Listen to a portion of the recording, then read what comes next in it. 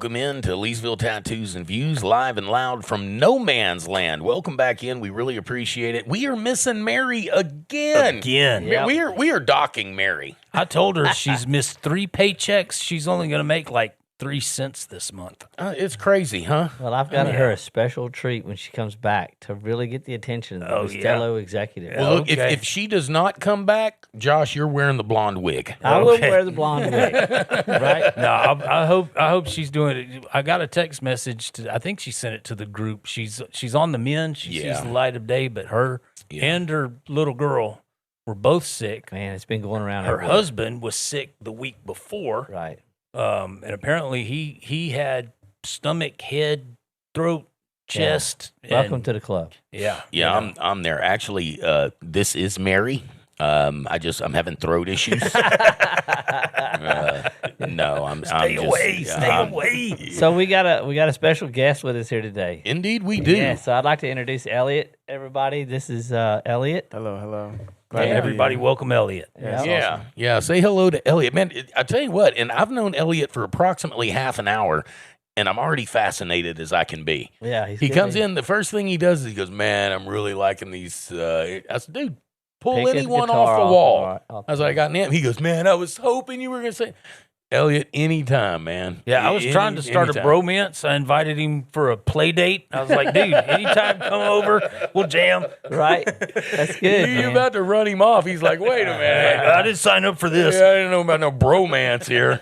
So I know him from a place I used to go back when I was drinking, that he actually sold alcohol at the establishment that I used to go to, a gas station. And I don't drink anymore, so I don't really see him anymore. But we would always talk when I went in there. And I came in there the other day. I forget what I was getting. I don't know. I think it was like some Zen or something. I don't know. Some little nicotine pouches. Actually. Yeah, something like that. Right. And I asked you about how you were doing and this and that. And we got to talking a little bit. And I was like, went out to my truck. And I was like, man, I ought to ask him to come on the podcast. I was like, hey, man, you interested in doing a podcast? He's like, yeah, sure. Cool. I'll do it. So now I'm here. Well, now he's here, bro. Well, Elliot, look, man, and you don't have to volunteer any more information than you're comfortable with. Right. But give us a little background on you, man. Where are you from? What do you do? What do you like? Obviously, you like music, and we talked a little bit about this, but I don't want to steal your thunder. Right. So no. Go ahead. Yeah. So I'm a Raleigh, North Carolina native, born and raised. Pretty much, I was born in Florida. But moved to Raleigh when I was young, grew up there, been playing the guitar since I was 13, 14. How'd you get into guitar? Who introduced you to guitar? What was the impetus behind picking it up? I had always kind of had an inclination towards it. One year I got a toy guitar, and it only had a couple of strings, like literally 3 strings on it, and I was learning songs on a little toy guitar. Take and play. And so my mom was like, well, you know what? If you like it that much, we'll get you a real one. And that next Christmas, I got one. I've been playing ever since. Nice. Okay. What was the first song you learned? I want to say Stairway to Heaven. Really? Everybody's. Wow. No, most people say Smoke on the Water. Okay. You know, man, if you start at Stairway to Heaven, you didn't start. You start easy. It was either that or Tears in Heaven. Oh, okay. But Heaven had something to do with it. Something. Either way, either one of those songs. I got a funny story about Cody. He wanted to play drums so bad, and he was young. So for his birthday or Christmas, my parents got him a Muppet drum kit, and he was pissed. He played the shit out of it, but he was pissed. He wanted a real kit. Right. And how old was he? I don't know. How old were you? Oh, I don't know. Probably 6, 7, 8, maybe something like that. And he was pissed off. But to tell you just how obsessed with it I was, I would. You remember the Sears Wish book? Oh, the Christmas catalog. Yeah. Okay, well, they had like 4 or 5 pages of music instruments in there. Most of them pretty low end. But they had, a few decent sets, and one of them was a Gretsch drum set. Right. I tore that page out of the Sears Wish book. I had bunk beds, and I put that page in between the frame and the mattress above me, and I would lay there at night and just visualize myself playing that drum set. Yeah. Yeah. I mean, that's just how brutally obsessed with it I was. And Mom never did pick up the hint. Oh no, actually she did. Dad was like, wait a minute, baby. Most bands only last 2-3 years. Music sucks. Meanwhile he's over there listening to Ernest Tubb, and I mean, I'm like, my music sucks, really. No, don't get me wrong. I've got a deep appreciation for Ernest Tubb now, right? But at 10, I'm like, yeah, not my game at all. But did anybody else in your family play music? So my mother and my father were both vocalists at a performing arts school. Oh wow! That's how they met. I And told you this dude's cool. Man. Yeah, this is what they say. I mean, I believe them. I think to this day they're two of the most incredible vocalists I know. But yeah, apparently they were the best at the school, and they just got together and were like, yeah, let's have some kids. Let's make some harmony. Let's make some millions. Right. So then there's my sister. She's an amazing vocalist. I always say she's even better than my mom and dad. All right. Wow. I started singing a couple of years ago. I didn't really. It was never something I really wanted to do. But that wasn't your instrument of choice. But more and more, it's like, okay, I can sing. Like, I can do that, and it's very cool. Even like implementing it with my guitar is something I'm finding more and more like drawing me in. So I love it a lot. My brother, he writes, and he's really, really good. Okay. How many brothers and sisters do you have? I have my parents split, and they all had like you got a blended kids. family. It's like all kind of crazy. But immediate family is an older sister and a younger brother. Okay. So you're the middle child. Yeah. I got you. All right. All right. And so yeah, my entire family is musically inclined. My grandfather plays the congas. He's from he's a Puerto Rican man from literally from Puerto Rico. Everybody plays. Yeah. Something. Right. Yeah. Right. Yeah. It's cool, man. It's ingrained in your It's DNA. one of the things we found moving here, right? You're in a economically deprived, poor society. What's fun to do? You get together with your buddies on the back porch, light a fire, and play some music. And you've got every generation. So you've got somebody that's been playing for 50 years versus somebody that's been playing a year. They, that knowledge gets played around. My brother commented all the time. He'd go to Houston or Dallas or this place or that place. And he's like, man, the best players in this city aren't anywhere near Joe Jackson out in Evans sitting on the back porch. That who's never going to play for anybody. Opportunity. Yeah. And Mr. Martin out in Evans on his front porch also has a 1952 Martin D28. Right. A $40,000 guitar. Yeah, and it sits out on the front porch in the swing. I mean, it's like, but you can't sling a dead cat here without hitting an amazing musician. And the amount of Hall of Fame musicians and people that were, if not well-known now, at points were well-known that have retired here is crazy. When I tell people who live within, I'm going to say, a 30-mile radius of Leesville, and if you go out to a 50 or 60-mile radius, it gets really crazy. Yeah. Wow. Because there are some extraordinarily talented musicians here. But yeah, I told my brother, every time I would go to Houston, and I think a lot of the difference is the guys that I would play with over in Houston were all, if not schooled, were playing with people that were schooled. And so they knew every note. And the guys around here, they're just playing by heart and by feel. Most of them can't even tell you the names of the strings, but you do come up with some wild tunings, and they're just because grooving. they're just, just killer, just absolutely killer. But I'd go play with the guys in Houston or Dallas, wherever. And I would just think, it feels stale. Right. The notes are all There's right. no soul to it. There's no feeling to it. Emotion. And a lot of those guys think they're getting paid by the note. They can't let the song breathe or have a groove. There's no space. Yeah, and it's crazy because, all that kind of started in the 80s with lead guitarists, all the shredders, right? Yeah. And now drummers have become the shredders of the 80s in the 2020s because drummers now just cannot keep just a straight beat. They got to jazz it all up Yeah. and and now they're getting paid by the note. Well, if everybody plays 5 extra notes, now you got 25 extra notes on stage. Right. And it's just a mess. Right. So I prefer guys that just play. I completely agree. And one of the reasons why I'm such an AC/DC fan is that reason like specifically. I knew I liked this guy. There's something about they keep it right in the pocket and let it breathe so perfectly. Some of the most amazing solos I've ever heard in my life are from, I don't even know the guy's name, the guitarist. Angus Young. Yeah. Angus Young. I mean, absolutely incredible. Well, there's a reason that SG is hanging on the wall over there. Yeah. I actually used to play guitar and sing in a band called ADHD. Okay. And we were an AC/DC tribute band. We're actually talking about getting it back together. And there's a reason why AC/DC had a 85-year music career. Right. I'll tell you one of the Literally. one of the funniest quotes I've ever heard, and you'll appreciate this. Years ago, an interviewer was talking to Angus Young about AC/DC, and there were 2 comments that stuck out.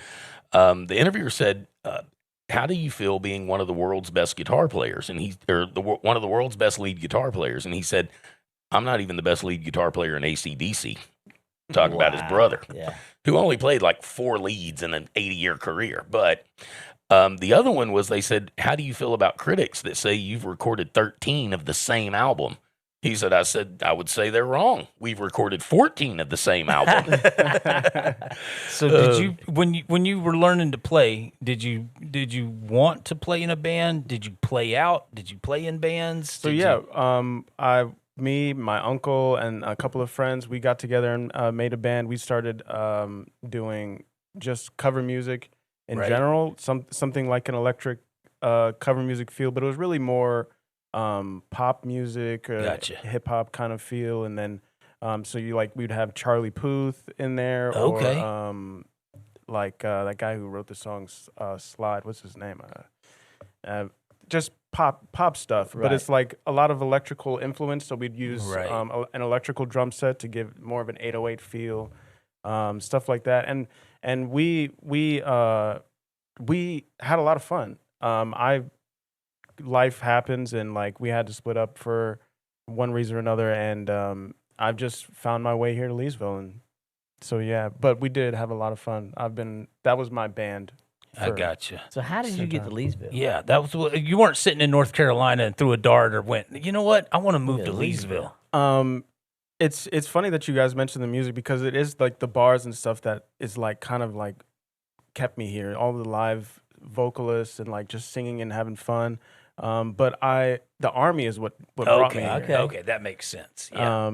And I got out. I actually I popped hot, and I got a general discharge. Good for you. And well, you're not sitting in the Strait for Moose. Right. You know, so. I fought so hard to stay in, and they were just like, "You're cooked, buddy."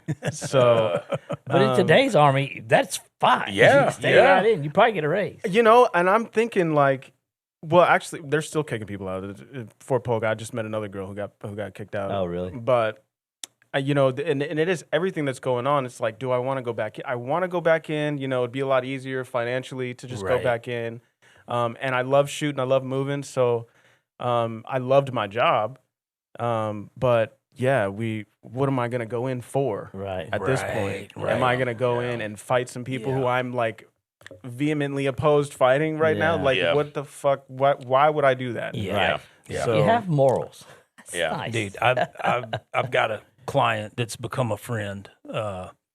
Really nice guy, but when you sit down with him, it doesn't take long to realize he's seen too much, done too much, and he was tip of the spear during the GWAT. I mean, playing volleyball with bullets, kicking in doors, putting bullets in people's faces, and he doesn't know why they did it.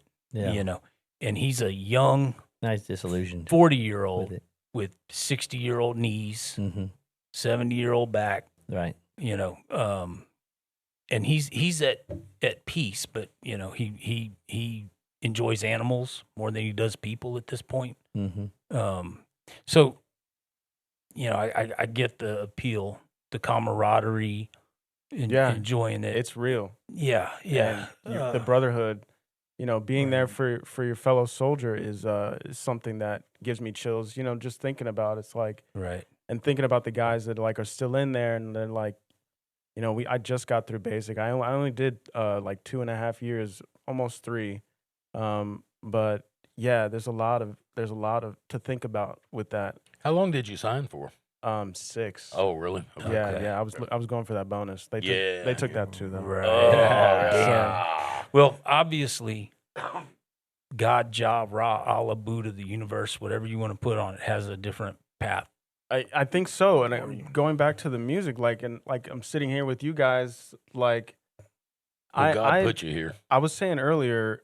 I mean, I number one, God has been leading me in my life for as long as I can remember. I mean, just even the decision, if I could tell you the stories, I mean, about like even the decision to go into the Army. I was living in a homeless shelter. I was gonna tell you, like, we have time. Yeah. I was in a homeless shelter praying. And this was in North Carolina? Yeah. Okay. No, actually Virginia. Right on the border there. I had visited my dad and I was like, dude, I don't know what to do. Yeah. And he's like, why don't you join the Army? And it all just kind of clicked. But obviously things have gone the way that they've gone, but like I'm here now and I'm getting the sense more and more that like there's something here for me. And there was and I chose to go to Fort Polk. I don't know why. I was just like Louisiana. Well, actually, the biggest reason was I just wanted to be warm. I wanted to be somewhere. You want to be cold, no more. Somewhere warm. And I was like, let me just go to the South. And it's like, Fort Polk is the worst station. Everybody's like, why would you choose Fort Polk? Did they tell you you'll get it if you want it? Yeah, they're like, and I'm like, I don't know. Let me just send me there, just send me there. And I get here, and then I just kind of decided like, well, after I left, left the Army, I'm like, well, I'm gonna stay, and I'm gonna see what God has for me here. Right. And like again, I kind of like drifted away a little bit. And I started to like really meditate more and pray more. And when I say pray, it's like that. I do a lot of that breathing technique. Right. Like meditation. That I was telling you about. And I've I've done something weird where like the Lord's Prayer, when you're doing the breathing technique normally, right? It's like a hyperventilating. It's from Wim Hof. If anybody's ever heard of that or heard of that guy, the Iceman. He broke a bunch of records, doing basically physically humanly impossible things. Right. So I'm like, well, obviously, let's go ahead and because part of my goal is like I need to be as strong as possible for whatever's coming. I've been seeing this stuff coming for a long time. Yeah. So at first it was just the hyperventilating and breathing until I feel that vibration in my body and like I'm kind of just stuck there and like super present. But then I tried it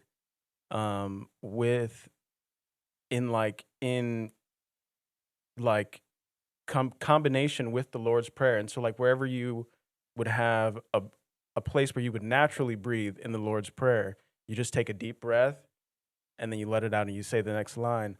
And I found that like it was so much harder for me to get to that same like state, right, with just the hyperventilating. But if you say it with the Lord's Prayer in that like rhythm, it puts you in a different You're space. there. You're there. Right. You shoots you there, and like you say it 3 times, and you feel like your entire body is like you might lift up off the ground. It's like it's the craziest thing. I don't know what that is, but that's part of like how I pray.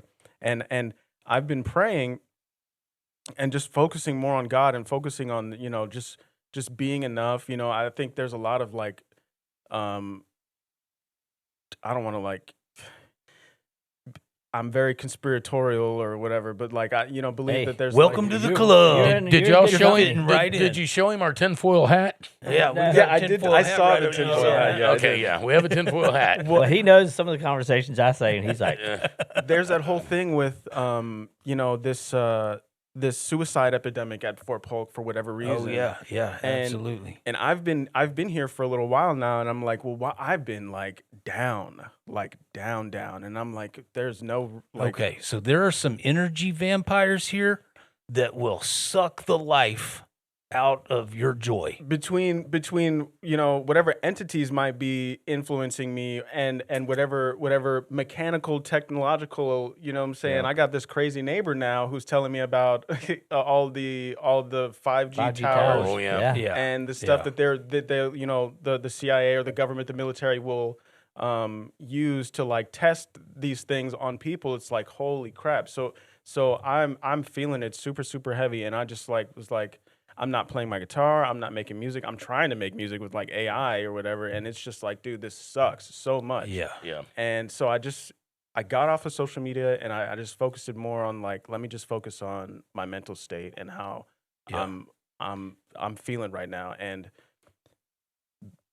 one thing leads to another, like part of it was women today are super hard to deal with. You know what I'm saying? Like people in No general. way. Yeah, I mean, You it's don't say, People Elliot, in what? general, it was something after the pandemic.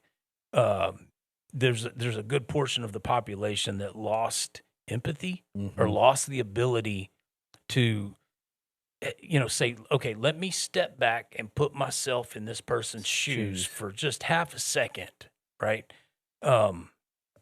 And there's such a me now culture.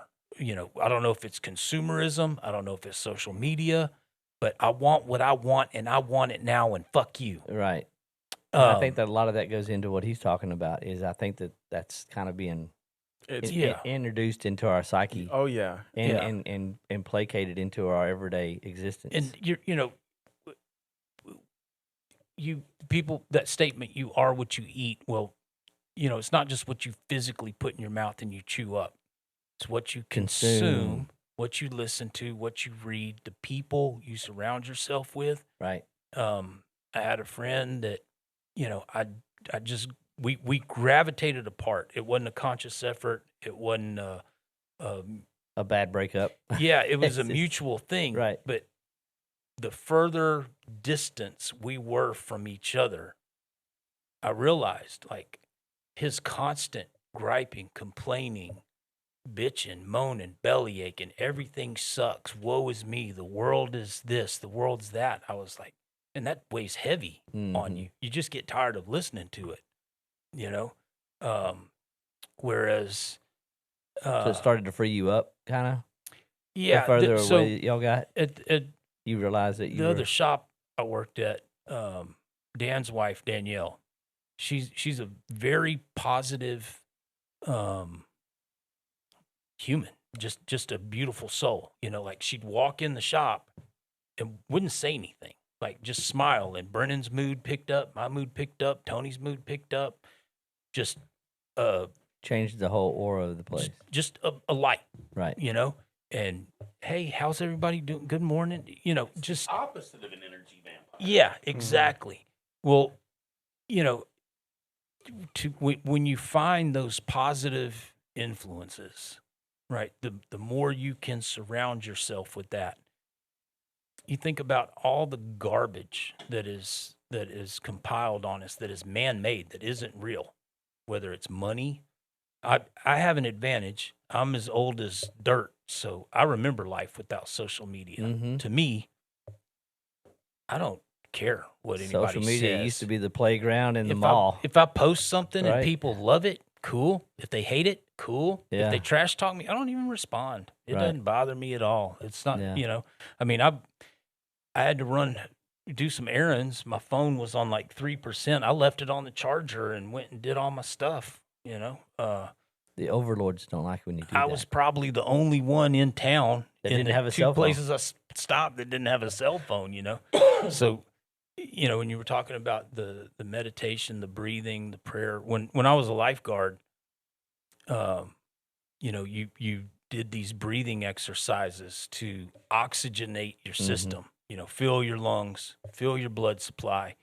And you could literally hold your breath longer. Or you could exert more force under the water. Whereas if you just jump in cold, holding your breath one time.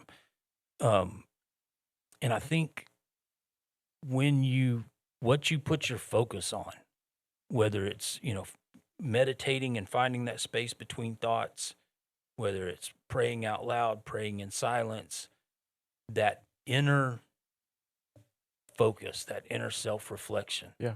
I think it all falls under that same umbrella, getting closer to the self, getting closer to the Lord, getting closer to peace, getting closer to... Can I use the restroom? Yeah, man, yeah, absolutely. No, you have to use that bucket right over there by the front door. This is exactly where I wanted to go Right. with the conversation. And welcome back into Leesville Tattoos, live and loud from no man's land. Man, oh man, we get a guest that's an out of the park home run, And we're just clicking. and yeah, unfortunately, I'm about to have to take off. But man, Elliot, I've got 1.5 million questions for you, but the one that's kind of riding on me right now, and I need to know this before I go. You were talking about your breathing and saying the Lord's Prayer, and then you were talking about the trouble you were having writing and playing. Are the two correlated? I mean, when you find your peace in there, is it easier to write? Are you finding it easier to write? So I'm finding that I'm not a writer, and Okay. that's okay. Right. I sing and I play. Mhm. And when I'm playing music, I'm connecting to God in Right. my way. Right. So part of what I've been thinking about lately is like, well, however you want to work this thing out, God, like, go ahead. If you find me a writer, Right. I'll just sing. Yeah. And I'll worship in my way. Yeah. I'll do my thing. Yeah. So I'm not. It's more about being okay with whatever my gift is. Yeah. Because like a part of my struggle with music has been trying to become a better writer or be these things that I may not necessarily be. Right. And Or may not be right now. Right. But maybe, but Or you were trying to force it, whereas, Right. Instead of letting it flow. Exactly. You I'm gotta find all your flow. about flowing and just whatever, however it works out is however it's going to work out. Right. Right. So that's where I'm at. It's like I just love to sing. And I You love can't to push play. the flow. Yeah, exactly. You can't push it, man. Yeah. Exactly. Okay. Well, I was just curious about it because it is. I've always said music is spiritual. Yeah. I mean, it definitely is. And if you don't have it, you don't feel it. It's like coloring by numbers. Then it's like, okay, you've got it. But it should come from the soul. Yeah, and absolutely. when it does, and it doesn't matter what the genre is. Right. People can tell, too. Yeah. Well, I used to say this all the time because, one, you can be the best band in the world and have a terrible singer, and nobody's going to stay.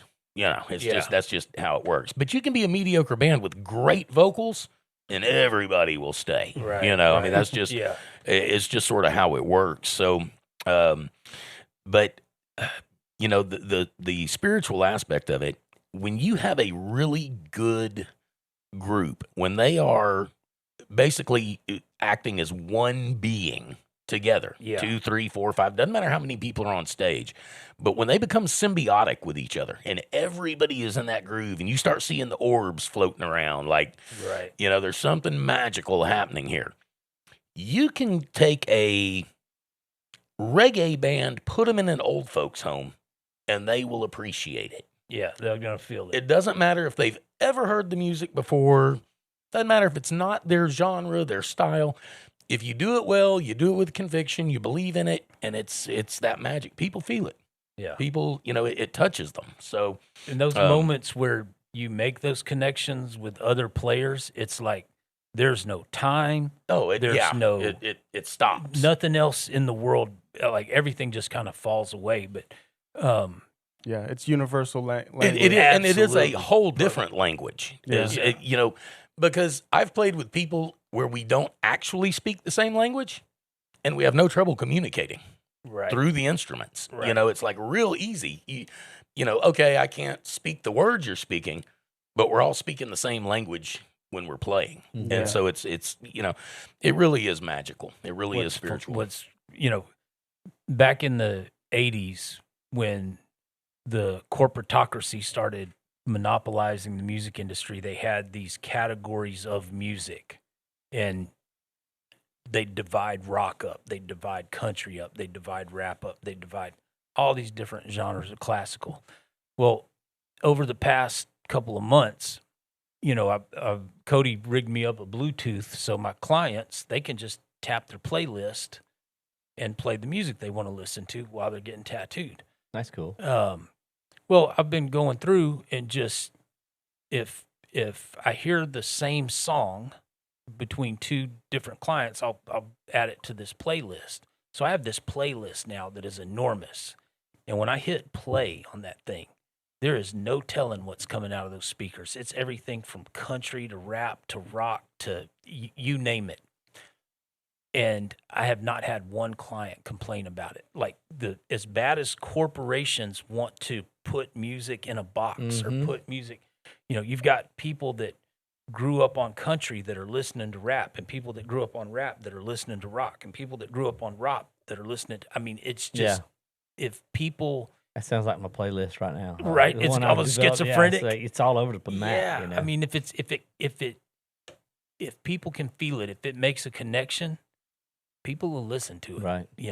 It's the garbage stuff that these companies mass produce, manufacture, and just pay and push out. Yeah, and, manufactured stuff. Yeah, it's a product. Yeah. You can tell it's not some person that went through some tragedy or pain and felt some kind of emotion. And I think that's where he was hitting on is like AI.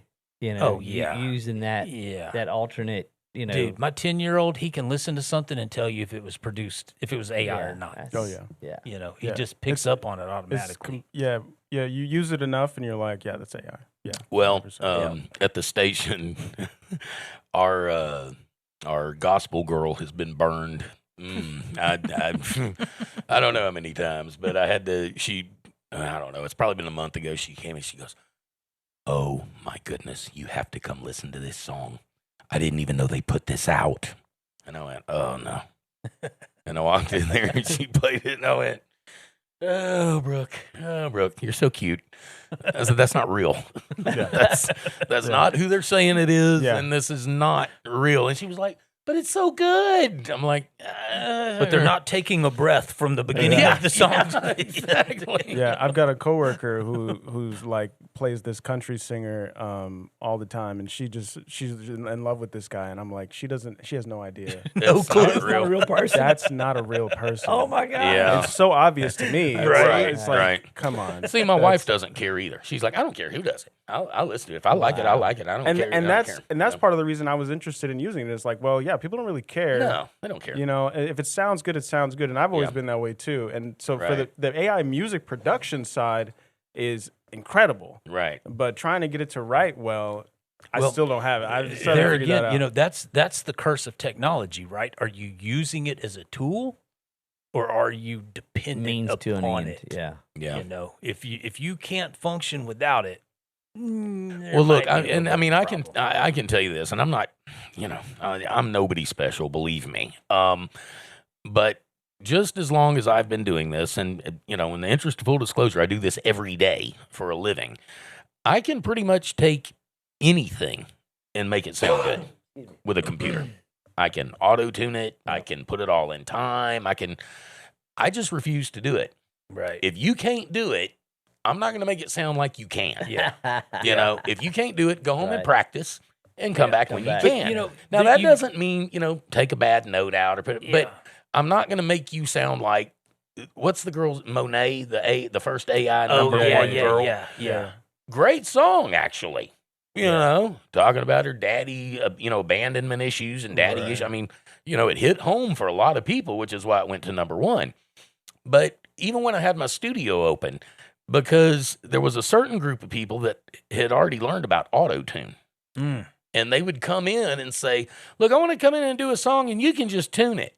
No. No, I'm not going to. With all you hear these stories and of these mistakes, right? Whether it was on the engineering side or the production side or the musician side, maybe the guitar was a little out of tune, or the speaker was out of phase, and it creates these magical moments that weren't meant to be, weren't planned. Yeah. And they become iconic riffs or iconic melodies. And, so perfection can be overrated. You were talking about, having him use you the way, you sometimes you just got to let it grow, right? Plant the seed, water it, and see what comes up. Yeah. So the idea that it has to be perfect, it has to be, I just ran into, Cody pointed out, I was trying to learn a song and I couldn't figure out the tuning. Well, the band, they only tuned to themselves. When they were recording their albums, they didn't record to standard tuning or they didn't use a tuner. They just went, give me a E, and they all tuned to whoever's E they tuned to. So I said, look, it's going to be off. When you go and listen to it, it's not going to be at 440. It's going to be at like 437 or right. It's a little. And the next song might be 442. But it sounds good. Yeah. And the singer's singing over it, and no issues. But maybe we don't need to be perfect. There's a Japanese sewing art. They make tapestries and dresses. And it is so fine and so meticulous, and there is so much attention to detail that when they are finishing the sew pattern, they intentionally wank up the last knot because nothing is perfect. But to make these art forms, and some of them take years. Wow. To make these tapestries, to make these articles of clothing. Well, before I get out of here, and not to change the subject completely, but talking about the art and back to music and it not being perfect, it kind of goes with what we do here with our tinfoil hatness. Yeah. Because Oliver Anthony came on like a firestorm with just himself and his resonator and a microphone in the middle of the woods, released Richmond, North of Richmond. Yeah. And it blew the fuck up. People felt it. Didn't have to be perfect, but it hit a chord. Yep. Yeah. And I was just listening to that song today. well, the other weird part about that is, and this just tells you just how greedy corporate America is and how they're fleecing the absolute shit out of us. Of course, every label wanted to sign him after that song. Oh, hit. yeah. When it got to 20 million views, every record label in the country was going after him. And Joe Rogan said, don't sign shit. The ball is in your court. You don't need any of these people. Right. So he didn't sign anything, and he decided he was going to go on tour, and he announced that every ticket was going to be $25. And everyone in the industry told him, you're going to be broke. You can't tour the $25 tickets. You're going to go broke. Well, we went and saw him in Alexandria, $25 a ticket. Yeah. Right? The end of the tour, he did a video, and he said, boys and girls, we just did a tour at $25 tickets, and my grandkids are never going to have to work again. Wow. None of my band members' grandkids are ever going to have to work again.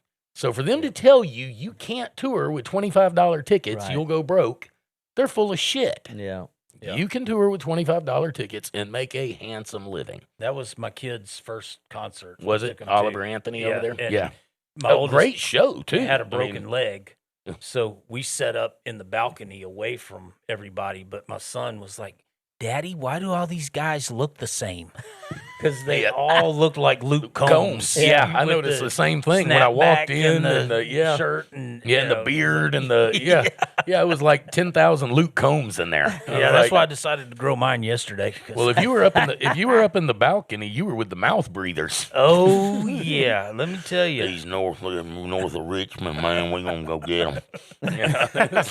there were some characters up there. Oh man, wasn't there?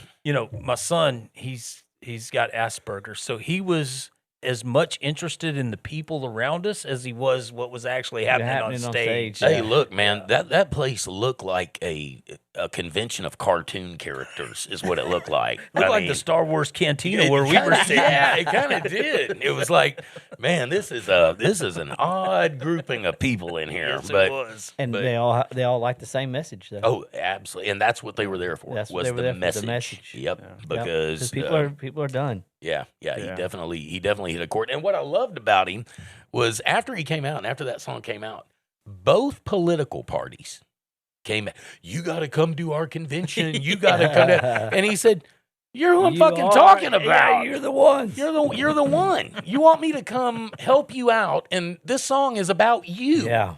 You know, both of you, both parties. You know, you're the uniparty. Right. This isn't one party or the other party.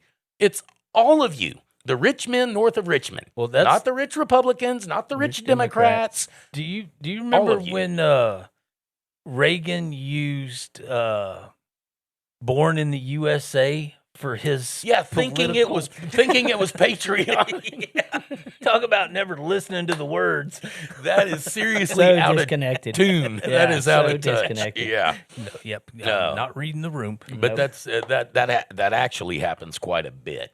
You know? Yeah. I was before I go, guys. I was telling one of my coworkers today, and he's a young man. He's just got into his 20s, and Lord have mercy, I forgot my thought. What were we talking about? Sundowners. Yeah, No, you were talking about how disconnected Reagan was in his choice of music for his Republican. Born in the USA and how it happens more often. Yeah, I don't remember. It was real important though. You're right. Yeah. Whatever it Well, was. I was going to ask Elliot, other than being turned off by AI, is when you were in the Army, were you still playing? Did you have people you served with that played? Were you? Yeah, I was. They have here at Polk. They have a little music room, and I had gotten with a couple of guys, and we were talking about starting a band there. Kind of had a different style to what I'm more interested in playing and singing. But there was I was still playing a lot, and then like so recently when I got to Fort Polk, because most of my career was actually just training. Right out of basic, I went to Ranger School, and I got recycled for months. But I never graduated. But I spent so much time there that I had just recently gotten to Fort Polk, and then like I think a month later, they checked us after Christmas break. Right. And I went back. I had actually I took some mushrooms because I had heard that was like it'll be out of your system. You're good. And the gummies had THC in them. Oh wow. So wow. It got me good. Wow. So that's how that went down. But right after that, I picked up my guitar a lot, and I was playing like in my dorm, or in my barracks, pretty much every day. I don't think it's the same place, but me and my brother spent a lot of time at the Vauqueray Music Center on Fort Polk when we were kids. Funny story about Fort Polk. I don't know if it's funny. My father was in the service, and anytime he was stationed overseas, whether it was a sponsored tour or not, our mom would pull us from school, we'd get inoculated, and we'd go live in country as close to the military base as we could. But every time my father got stationed back stateside, we came to Fort Polk. I don't know if he pissed somebody off or requested it, but it happened so often, I just quit asking where we were going. Right. I just knew we were coming back to Fort Polk, you know. So we lived in all these really neat places that a lot of Americans never get to see. But when we were stateside, it was Fort Polk. That's cool.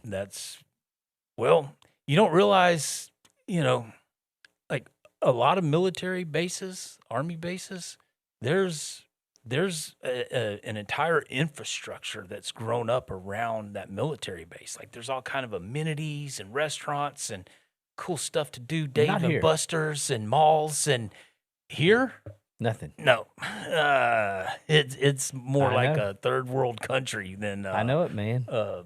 military Yeah. amenities Right. place.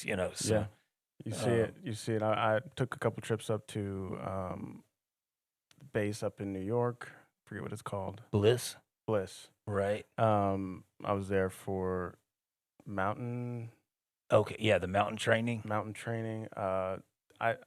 They call it D series. It was like a competition I got you. that I got to go to. And then you see. I mean, there's so much there, so much more there than there was at Polk, and that was the only other base that I got to see firsthand. But I wanted to go back to something you were saying about The consciousness and umbrella. And, music and being a universal language, and there's things that, like, so I grew up Christian, and obviously I have a lot of Christian influence. So I do, I'm very heavily leaning on there is a God. I just don't know particularly what the truth is, right? Like, what kind of the biggest question that like puzzled me is like, what kind of a God would love me so deeply and then send me to burn in hell for all eternity? right. My son and I were in a conversation recently, and as people, we have this need, desire, want, whatever you want to call it, to know. And I had to explain to him at some point in my life, I came to a point of comfort, understanding I will never know. Mm-mm. My wrinkles aren't enough to understand Yeah. or comprehend God. Yeah. It's not within the realm of my capabilities. A funny story about people. You've heard about the anacondas in the Everglades, the boa Mhm. constrictors, the pythons. Yeah. So Yeah. people released these snakes and they thrived in an environment that wasn't naturally theirs, but it fit their habitat. These constrictors killed 99% of the raccoon population in the Everglades. So they're trying to figure out, we've got an issue. We need to fix this. Well, the 1% of the raccoon population that survived were able to smell the constrictors.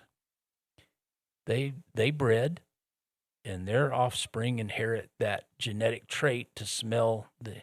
Now these raccoons are ravishing the python eggs, destroying the python population before they can get before they can be born, and now Be the a threat. python population is dwindling Wow. because Well, it's funny that they're in the Everglades because most of the big, huge people-eating snakes are in Washington D.C. yeah, right. Yeah, Cody they coming wear in a clutch. suit and tie. Yeah. But our need to Hey, look, fix this. hold your thought because I really have to go. Elliot, man, it's a real pleasure. You have got to come back. Yeah. Definitely. Absolutely, Josh. Of course, it's always a pleasure. Josh is the man. Yes, I don't he know if is. y'all know that, but he is the man. I'm just here, bro. And makes it Lee, shake. Lee, of course, thank you. And to everyone listening, especially overseas, which, by the way, guys, we still have a sizable Vietnamese listening audience. Hello, Vietnam. Every week, it surprises me when I look at the numbers because I expect them to go down. right. I really expect the Vietnamese numbers to go down and the Israeli numbers to go way up, Oh God. but it's still not happening. It's not happening yet. I mean, don't get me wrong. Hello, Tel Aviv. We Right. love you. Thanks for being here. We know Yeah. you're listening. Yep. You and BB, we love you. Yeah. You're awesome. Jesus. I mean, what genocide, right? Yeah.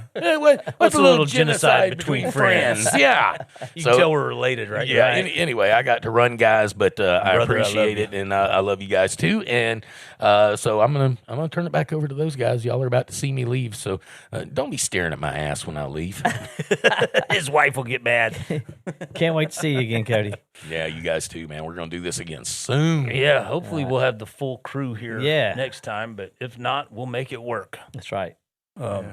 But going back to your point, and everybody wants to be right, whether it's this faction or this denomination or this religion,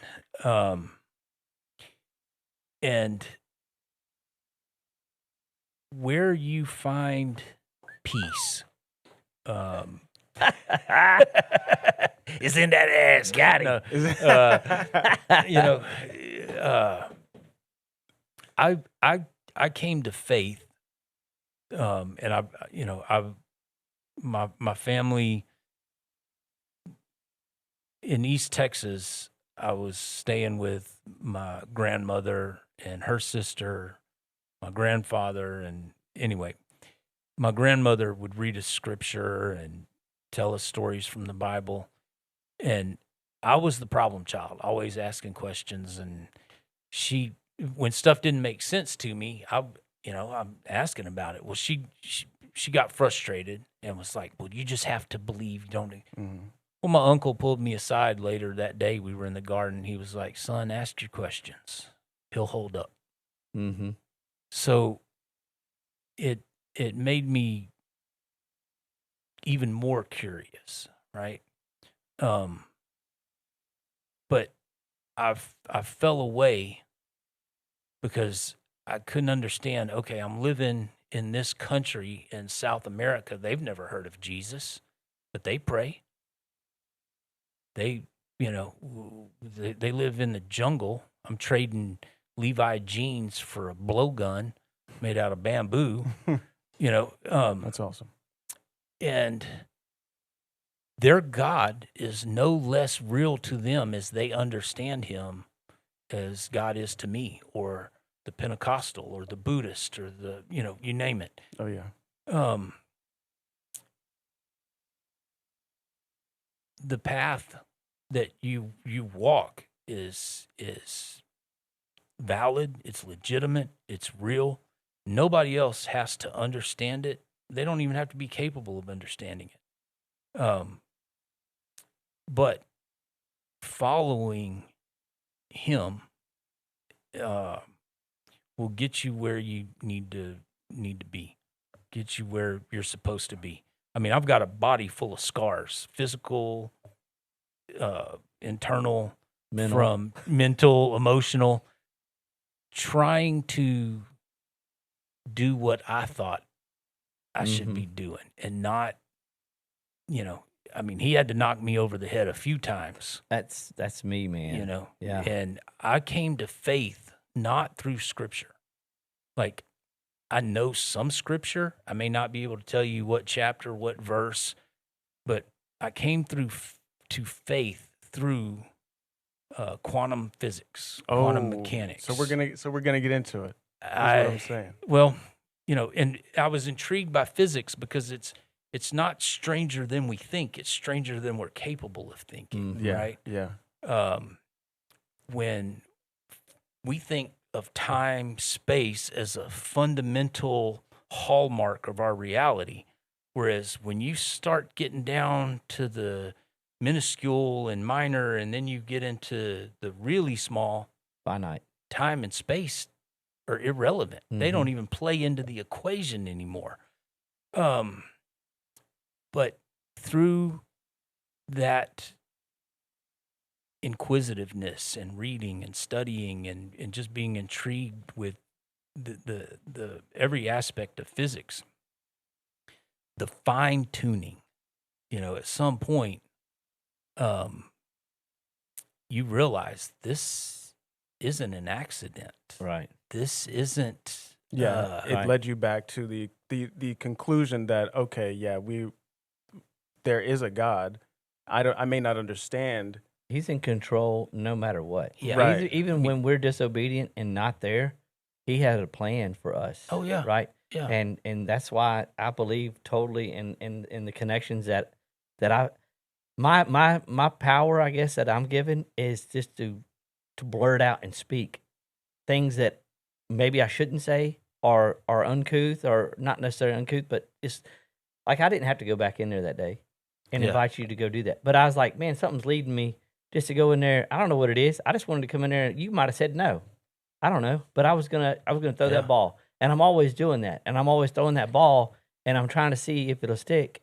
And something led me back in there. And I was like, man, just walked in the door. I was like, do you want to be on a podcast? And he was like, yeah, sure, whatever. And I was like, awesome, that's great. Yeah. Wednesdays, and we kind of hit up back and forth, but I guess that's why I don't question God anymore, because I used to be like, why this, why that, and it's like it doesn't matter anymore. It's The why doesn't irrelevant. matter. It's irrelevant. It's happening, and He's putting these pieces into place without even my understanding and my knowledge. Yeah, His ways are higher than my ways. I have no idea why I'm here in Leesville. I don't want to be here. This is not exactly what I wanted to be doing. Right. I don't want to be flipping burgers for a living. This wasn't in my plan either. This is what I'm doing, Right. and here I am, and I've met some really great people, and I've invested some really quality time building relationships with people that matter. Yeah. And it's expanding, and it's taken off so much in just the last 6 months. Well,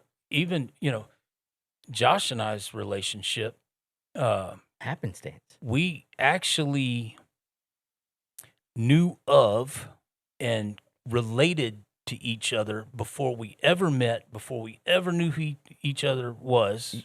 On the airwaves. Through a radio station. Yeah. A political talk show. He would call in, and I'd be like, I'd call in and piggyback off what he had said, and vice versa. And over a period of weeks and months and years, he had called the radio show host and tried to get in touch with me, and they gave him my phone number, but I had a phone that went down and got a different. Anyway, through all of this, there was a CCS, an anti-CCS rally, and I was like, I just dropped my kid off at the dojo. Let me swing by there and see what this is about. Piggybacking off of that, around. He's walking around. I just decided to go out of Fat Boys and Skinnies, and I see this rally going on, and then I look, and my wife's like, yeah, that's that CCS rally. I was like, I'm on. I'm checking out. See y'all later. Walk up the street and start talking to people about pamphlets and this and that. He's wearing this, big old gray hat thing, and got his big beard, and we just kind of started talking, and then we realized oh shit, that's that dude. That's the guy that I've been talking to for years on the radio without even knowing who it was. And we had connected, and God put us in that same space together to where we could open up and talk. Yeah. And then we just bam. And now hit it. Me and my brother, and my brother's the catalyst for this podcast. We just really did this because we had 2 microphones and a little bit of time on our hands, and going to promote the shop. And then through the CCI, I invited Josh to come down. Well, then, move in next door to Mary, and we get to talking, and it's like, come do the podcast. And it's just, it grew from there. This was not planned. It's all organic. At all. Yeah. It's all by his design. Yeah. Yeah. It's if you just let go of the control. Yeah. And Amen. trust that this is where I'm supposed to be. This is what is supposed to be happening. It wasn't my plan to meet you. I had no idea. Josh texted, said, hey, I met a cool dude, invited him to the podcast. Yeah, come on. And there it is. Now you're going to be singing vocals for a coach. Yeah, he needed a vocalist, and you need a gig, and this is exactly what I'm looking for. Like, offered me to sing. Yeah. Absolutely. Did you plan that this morning? No, right? But I know exactly where. Like, when I was getting, I'm like, all right, let's get back into God. Let's get back into, my soul, my spirit. Who am I? And you're gonna work everything out. One of the guys I listen to almost every day, his name is Joseph Rodriguez on YouTube. He does some of the most incredible work because he takes not only the Bible, but I specifically enjoy him because he uses the Bible and he understands it in a way that I've never heard from a preacher. But he also has read books like the Kabbalah or esoteric stuff like the Tao Te Ching.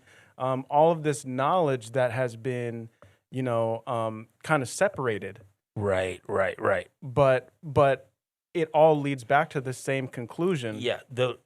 There's not, when you start reading, there's not much separation. Yeah. It actually is the same thread, the same dynamic at play, inspiring these writings. When I found out, so my son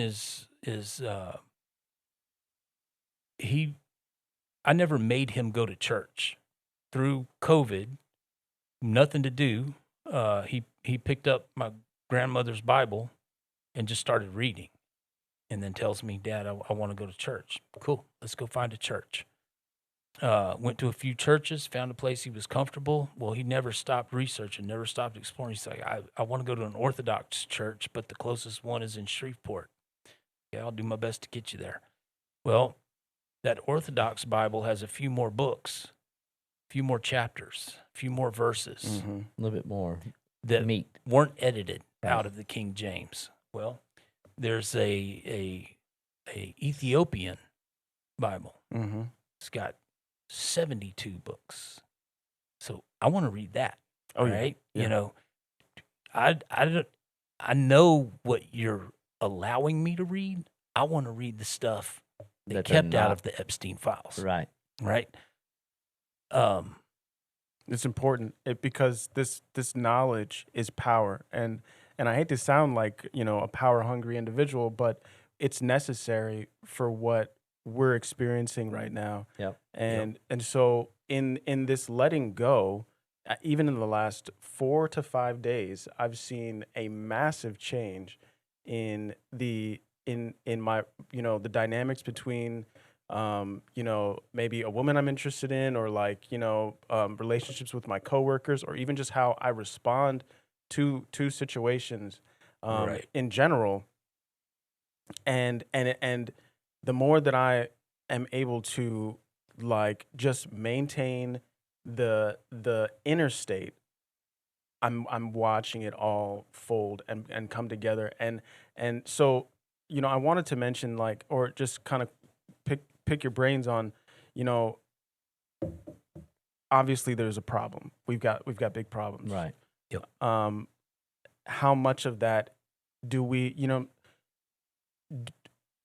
I'm of the belief that, again, through faith, whatever is going to happen is going to happen, and however it's going to happen, we're going to be led to the position we need to be in. And this is, again, the knowledge that we're being that's being hidden from us. But again, because when I'm on social media, it's like, dude, we're not angry enough. We're not doing enough. Right. We're not, this is all happening. It's all so stressful. And when are we going to get up and do something? When are we going to organize and get together and take these creeps out of the government? How are we going to make this happen? And through all of those, all of that overthinking and stress and anxiety that I'm experiencing, the minute I let it all go, I'm playing my guitar again. I'm singing again. Right. I stopped trying to be something that I may not be. With the AI music and the writing, it's like, well, I'm stressing myself out trying to write something good. Right. I'm just gonna play some songs that I enjoy. Yeah. And the minute I picked that guitar up, my voice wasn't where it used to be, right? Because it is a muscle and you need to work at it. But just yesterday, I'm seeing the improvement within 3 days. It's like, well, okay, and riding a bicycle. When I'm there in that moment, there's no worry. Right. There's right. everything that social media would have me worried about, it's like I don't care. Like nothing matters at all. Yeah. And now I'm sitting here on this professional podcast. That's a pretty generous use of the word professional, but I appreciate it. With guys who I can speak about these things with. Right. It sounds like we're on the exact same page. I mean, you mentioned quantum physics. In leading you back to God is absolutely it's been my entire journey. Right. I mean, you look at like the Fibonacci sequence and you see it all throughout Yeah, that's not an nature. accident. It's not an accident. No, there's intelligent design. Yeah. And it's not it's it's a little different here, a little different there. It's not perfect. Right. But there was another point that I wanted to make. It's like, well, that pursuit of perfection is what causes all that anxiety. You're already perfect. Yeah. You're already where you need to be. You're already, you might need to sharpen some things up, hone some things, but in the flow, you'll find what it is those things are, as long as you're not forcing it. Exactly. And when you stop forcing it, that's when it happens. And sometimes those mistakes, what we consider a mistake, is that stroke of genius. That stroke of, you mentioned divine intelligence. That term was invented, and I don't remember by who or when, but it was somewhere in the late 80s, early 90s that was the first time I read it. That moniker started getting used because the physicists that were studying quantum mechanics and if they used the word God, they lost funding. Mm-hmm. They lost access to their labs. Yep. They lost access to research papers. They lost access. So they had to. Divine intelligence. That's the only way they could use the word God in a different. Can describe the fine tuning of this universe. And, one of the things that fascinated me about physics, I was pretty young. I don't remember how old I was, but they were talking about an atom. If you blew an atom up to the size of a football field, protons, electrons, neutrons, the nucleus would be the size of a marble sitting on the 50-yard line. Wow. So the atoms that comprise everything are mostly empty space, right? And that in itself is kind of what led me down, like you said, all these different avenues, whether it's Fibonacci numbers or the slit experiment, or there's just numerous things that I'm like, it was all stupid. Literally through I don't know if the internet was like just 80s when it first came out, but I grew up without the internet. The beginning of YouTube was like the most mind-blowing thing like anybody could have experienced, because like you get into the music industry is completely controlled and they're devil worshipping Satanists, whatever, and they're putting spells into songs and all kinds of crazy. So like this was high school, and I'm like, yo, absolutely insane. And this my whole life I wanted to be a musician. It's like, well, how do I now I'm battling like, okay, obviously there's a lot going on here that I don't want to be a part of, but like I also want to be a musician. Like so now.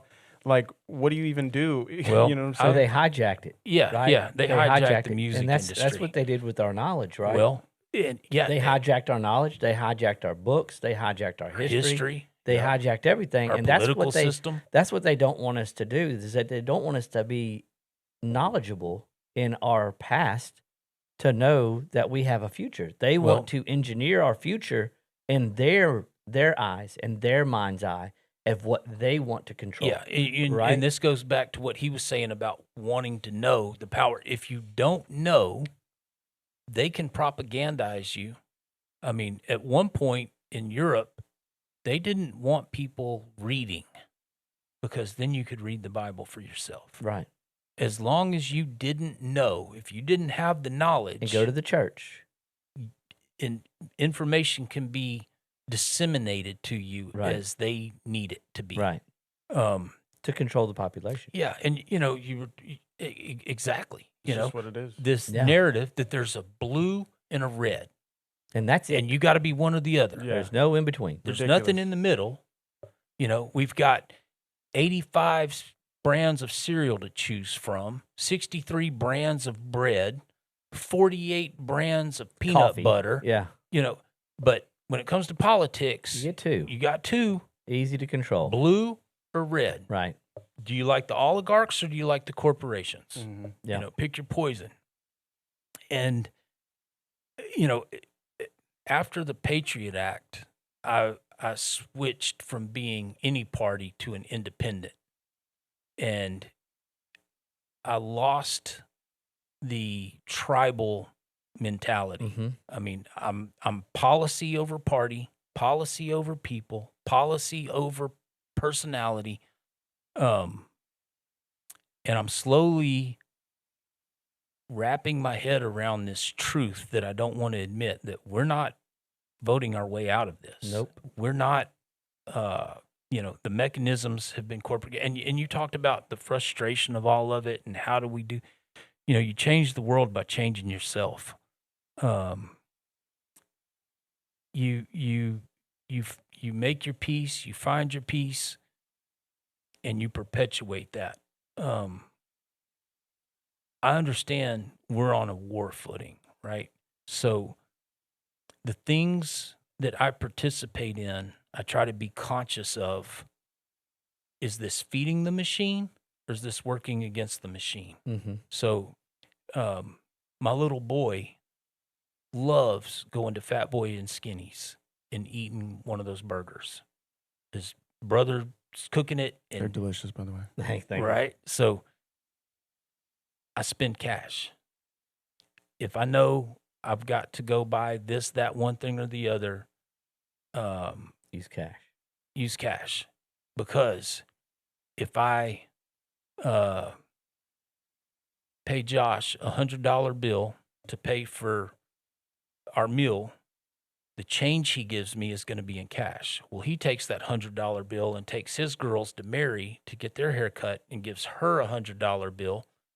Mary now has that $100 bill and she gives him cash.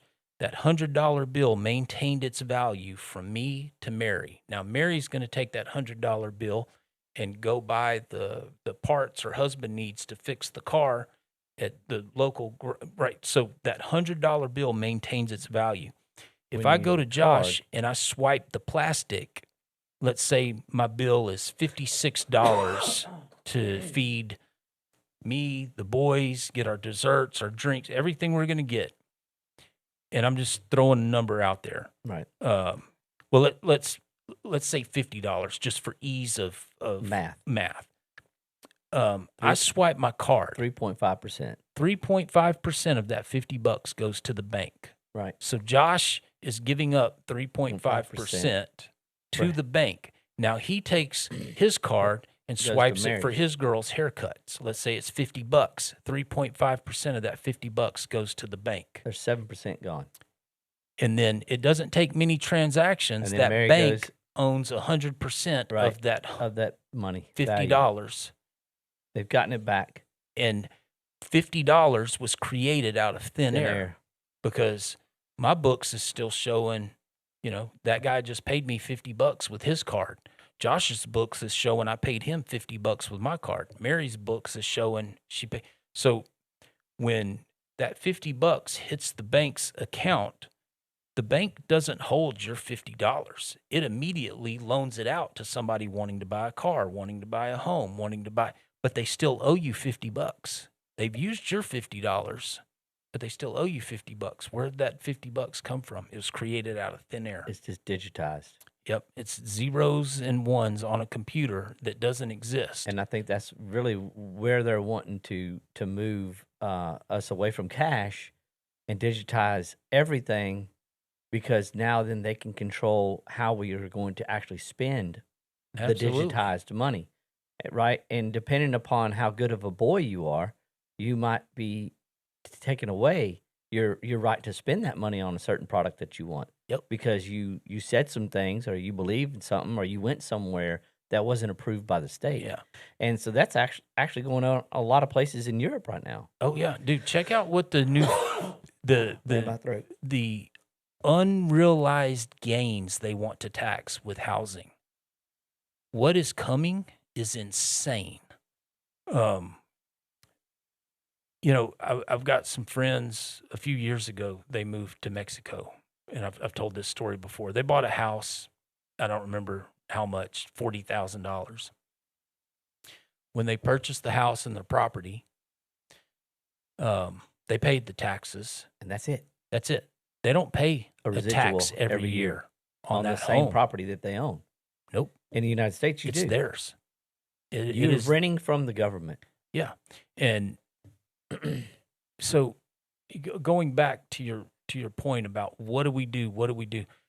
You know, the Constitution limited what our federal government could do, and if it is not directly stated in that Constitution, those powers fall to the states. The states are the people that live in that state. So all the federal government's power is derived from our consent. Yep. That's how it's supposed to be. But now we've got these billionaires, these corporations that, you know, how many lawmakers actually write a bill? It's given to them Right. out of a corporate boardroom, and they're told, we need this passed. Right. Yes, sir. Yeah, traders. Yeah. Yeah. You know, the technology that is available, Facebook is not Mark Zuckerberg's invention. Mm-mm. DARPA, and I don't remember the name of the program. Anyway, congressional oversight went, whoa, y'all can't do this. Well, lo and behold, they just gave it to Zuckerberg, called it Facebook, and now everybody gives them the information. Right. How we live, right? So Louisiana has an insurance problem. We elected a governor with the idea he was going to do what he could to fix this, you know. So I'm thinking, let's shoot for a 50% reduction in our insurance bill. Maybe we'll get a 30% reduction. If we get 20%, everybody'd be freaking thrilled. So we get a 2% reduction, but the taxes are going up. Right. So that's a wash. So our power is not participating. What happens if there's just a mass cancellation statewide? You wouldn't have to have 100%, but what if 40% of insurance holders just cancel their policies the same week? Auto insurance, homeowners insurance, renters insurance, medical insurance. Fuck you. I'm going uninsured. And just en masse, Louisiana citizens stop. You know, what happens if on a random Tuesday, everybody goes to the bank and withdraws as much cash as they possibly can? Mm-hmm. They don't have enough cash, physical cash on hand to give pay all everybody. the liabilities bank to run. everybody. Yeah. What happens if truck drivers just decide we're not running their trucks today? Everybody decides we're not going to work until the pedivores are being prosecuted, Mhm. until these child predators Are are out of the government. out of everything. Yeah. We're not participating Right. anymore. The only reason why this system functions is because we all agree to it, right? What we're doing right now, they don't want anybody talking to each other. They want you online in your tribe being reinforced by, you know, this narrative or that narrative. And bots. It's not even real. Right. Most of Yeah. it's not even real. You were absolutely right. You've I seen had the to- videos of the Chinese bot farms and the Yeah. American bot farms. Yeah, you're and- online arguing with computer. Right. AI. You're arguing with AI. You Yeah. think you know what I'm saying, getting into it on Twitter with somebody? No, you're not. Yeah. You're not. Or Yeah. like for me, it's a big thing is like the red pill and the manosphere, like all that stuff. Right. And again, I grew up, you know, well, I mean grow up, but like my whole thing, like even as you know a young man, was like I'd like to approach women and talk to women in person, You know what I'm saying? Right. Like you'd have a totally different experience of women if you were to just go out and speak to them. You know what I mean? But like online, they want men to be so against, ever speaking to a woman or ever like thinking that they could possibly have a family. There again, there's that tribal narrative. We're going to blanket all men behave this way. All women are this way. And the posts aren't even real. They're not. They're a lot of them are just people who are clout chasing and know that they can say something. You know what I'm saying? Superlative that's gonna get attention. But it's like she doesn't really think like that. She doesn't really think that all men are pieces of shit. She's got a father. She's got brothers. She's got. You know what I'm saying? She knows men. It's that narrative of divide and conquer. Whether it's men, women, black, white, Asian, Hispanic, Republican, Democrat, conservative, liberal. Right. It's this. They're engineering. The others, they're engineering this. I mean, it's the others. It's an engineered outcome. Exactly. The others are the enemy. Right. Whereas used to, before social media, you would have face-to-face conversations with people. Right. And just because there was a difference of opinion, it didn't mean that person was your mortal enemy. Mm-mm. You would have a conversation, and it's like, well, I never looked at it that way. Right. I didn't see that point of view, and this is how I see it. And you grow as a person, interacting with other people. Yeah. And that feedback is important too. Absolutely. Because, if you're going up, first of all, if you're going up to somebody and you're like trying to get a number and they're not interested, well, don't continue. You know what I'm saying? Exactly. Don't keep like, well, you know what I'm saying? Why would you want to be where you're not wanted? Just leave, brother. Right. Yeah. Step away. No one leave. is time. Reassess. I gotta leave. And I think it's important. It's an important spiritual journey for young men to go and approach women in person, because you do learn to let go of the outcome. And I think it's a very, very metaphorical what's happening there. You know what I'm saying? Is like when you're approaching a woman and you want an outcome, she can sense that, she can tell. But when you're just you and you're okay with you and you're having fun and you're then pouring out that good energy for whoever to bring it back to you. Right. Now you're not looking for a specific person, but instead, I've had times where like I'll go out and I joke about it, with my coworkers. Most of them are women, but I was like, yo, I fell in love like 4 times yesterday. Like, right. Like, because I went out and I was like, after, it takes me a little while to get like in the flow. Right. But like you go out and you're like, instead of trying to, where are you from? What are you doing? Right. I'm saying something that makes me laugh. And all of a sudden I'm having a conversation with a woman who I didn't think would like be so amazing. Like I had no intention when I approached her, I had no intention of like getting her number or getting to know her. Really, it was just more about, expressing that I'm having fun tonight, so let's have fun together. Maybe we can have fun. And then like now I've just met this person who like we just click on a soul level. Energy matches, there's no pressure, there's no. This is the most incredible thing. Yeah, because you've let go of this desired outcome. And that letting go is difficult for most people. Yeah. Right. It's scary. Yeah. And that's where anger, disappointment, anxiety, depression comes from. Yeah. Hanging on to a preconceived, a desired outcome that you've emotionally invested in. Right. It is a difficult, because you it's again trying to reach that perfection. Yeah, when Trying to force the flow, man. Exactly. When 9/11 happened, George Bush's recommendation to everybody was go shopping. Yeah. Right? Consume. If you buy enough shit, you'll be happy. If you buy enough stuff, you'll be liked. If you drive the right car, women will think you're hot. Have the right house. Exactly. Consume. And that's the furthest thing from the truth. Let me tell you. Absolutely. Yeah. If you are so worried, and Americans buy so much stuff. I live at the end of this road I have to drive out of. There's probably 150 unit storage facility. People have so much stuff they can't keep it in their house. They're renting space to They're put it renting in. space to put stuff in and buying more stuff. Right. You know, and our focus has become on how much stuff can you get.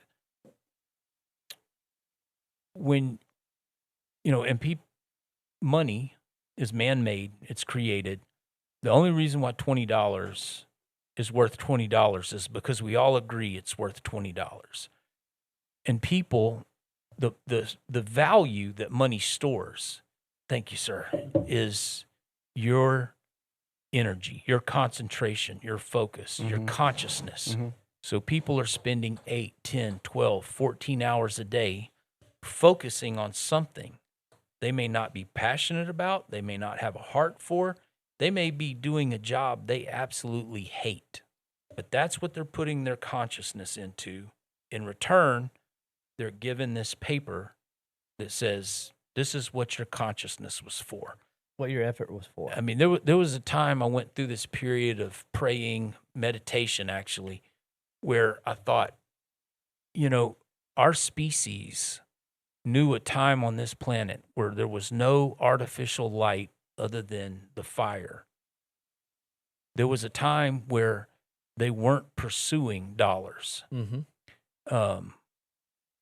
Imagine the connections they had to each other, the land they were walking on, the animals they were consuming. The consciousness was focused on each other, on themselves. Their oneness must have been tremendous. Whereas, you know, in the morning when I go through my routine, my stretching, my meditation,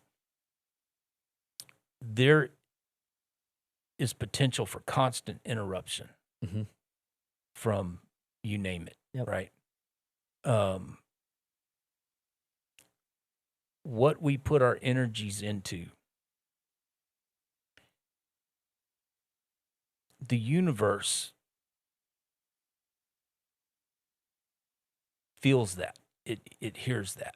It, you know, and it grows. It does. It gives you back to you, So, multiplies it. This narrative that we're fed, people are waking up in droves. They're understanding Something's off. this ain't real. This ain't right. Something's wrong. You know, A lot of people feel it. They, like you said, they don't know what to do about it. They don't. And we don't have a chosen leader to say, "Hey, look." And that's what everybody's waiting for, right? Everybody's waiting for somebody to come up with, "Now is the time. Here's what we do. This is it." And everybody's looking for a coordinated effort forward, really. And I think that that's exactly what they want to keep us from doing, is to find any kind of coordination, any kind of awakening, any kind of a path forward. When we've asked for that from our government, and we've said, prosecute the people who have raped children and murdered them, and we want to see something happen. And they're like, yeah, we're going to do that. Vote for us. We'll fix it. And we did. We voted for an outcome that we told we were going to get. We were going to get this root cause of the deep state out of our lives. And what we've got is exact opposite of that. Yep. We have now, working with oligarchs and these courtocracy overlords, to finite every point of our lives into a flock camera controlled system that we are never going to be able to escape from if we don't wake up. We are going to do something different. And it's going to have to be drastic. Yeah. And I don't think that people really understand, if we don't act and we don't do something, we're going to wake up tomorrow and we're going to be in this digital panopticon prison that we cannot escape. And we welcomingly use the systems they provide for convenience. Well, it's like, I look at it like cattle, right? Right. The cows think that they're free, because I used to work on a farm, right? So the cows in this huge field, they all think that they're free. They have food. I come in with a feed truck. I put food in the trough. They're happy. They're breeding. They're having children. not children, but basically Yeah. we're farmed animals, right? So I do all these things, and then I herd them with some other people that are working with me that have more knowledge than the cows, and we're coordinating in conjunction to push them to a certain corner of the pasture, and they're like, wait a second, what's going on? You're disrupting my life. This is not what I wanted. I want to be out in the field. And some will try to break free, and those are easily contained and pushed back Right. into the herd. And so once we get them into the corner of the field, we then give them an option. The only option that they got is to go through that gate. So when we open the gate that we want to open, we let them into a smaller catch pen, right? So all of the herd is now out of the big field into this one opening that we have now given them. They've gone into the catch pen. And now they're like, whoa, everybody's nervous. They don't know what's going on. It's just like they're scared to death. Like, what's happening? They're really aware at that point. Right. Like, we're screwed. We can't get out. We're in this. Yeah, I got no room to move. We're in this block, and we're all shoulder to shoulder. What's fixing to happen? Then you give them the other option. Well, you can get out of that small pen, and everybody line up singular and go through this little outlet. Right. Well, once the first cow goes in, they're like, oh, well, he made it. It's perfectly fine to go through that small opening that they are allowing us to go through. And so they go through that opening. Well, they don't understand that opening then leads to inoculation, controlled, forced injections, Right. and branding, and then they are then loaded from that point. I want to get out of this thing. They're hurting me. They're beating me up. They're burning me, and then they are allowed to go out of that into a trailer where they're even confined even more, and they're then transported to a certain location where then they will be slaughtered. Yeah. Right. Yeah. And I think if people can wrap that around their head and just back up 30,000 feet, get an overall view of where we were as a people, as a free society, like you said, being close to the land, having artificial light was a fire, being close to your family, your friends. And then they've taken that away from us. They've taken the agrarian society away. They forced everybody into an industrialized solution that the oligarchs rule. They've created the cities. They've created the food for you to eat. They've given you the options. They've forced your children to be vaccinated to have public education. Not mine. And then they've allowed you certain avenues to escape from, but only into a smaller controlled box. Well, now you have a mortgage, you have a family, you have certain things and responsibilities that you have. And so now the next one that they're fixing to open up is going to be the digital currency and the digital panopticon of controlled descent. Dude, there's in the technology is allowing mechanisms of control that are completely subverting our Constitution, our liberty, our independence. This is just like Rome, right? The idea is still put out there. The iconography is there. The symbolism is there. Right. The wording is there. Freedom, liberty, but it's all been burned down. Right. They mean nothing. There is a AI-driven system called Avis that is being erected right now. So everybody's going to be given speeding tickets, but never get pulled over. So the AI knows at this light, at this speed, it takes you this long to get to this light.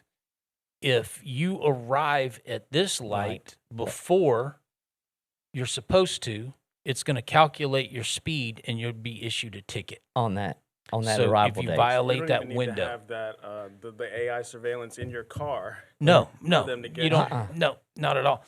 And there's numerous problems with the flock cameras. My brother was following this guy. Smaller community, but the flock camera is misreading a 0 and an O on his license plate. So every time this guy goes through his town, he's getting pulled over. Now, it's a small town. He's very well known in the community. He knows all the police officers. The police officers know there's a problem, but they have to pull him over. Yep.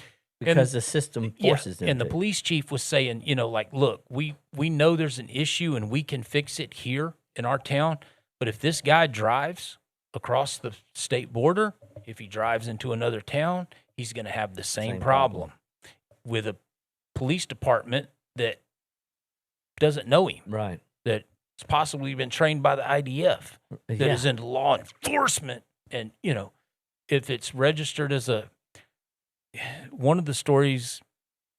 Well, I'll tell you a personal story. This is 2 years ago, right? My wife was driving in Manny. I was riding passenger, and it was at night, and we were driving our Jeep, and we get pulled over. And I was like, dang, what were you doing? She's like, nothing. I wasn't speeding, nothing. We got pulled over. I'm like, okay, must be an issue. Let's find out what it is. Luckily, the guy that pulled us over, I happen to know because he was one of my contractors that worked for me offshore. He was a cop. Okay. And so he's a cop. And he's like, hey, man, what's up? And I was like, why did you pull us over? He's like, well, I didn't. I was like, what do you mean you didn't? He's like, well, we've got these cameras on our cars and this system that if the system reader can't read your license plate correctly at whatever angle it is, or if it's not lit up right, it sends an alert to my unit where I'm sitting to pull you over. It also sends a notification to my commanding officer at the station and to his commanding officer off duty, so that everybody knows that the system has told me to pull you over. And if I don't, I've got 2 people to answer to that are above me. Right? So I was like, that's really kind of disturbing.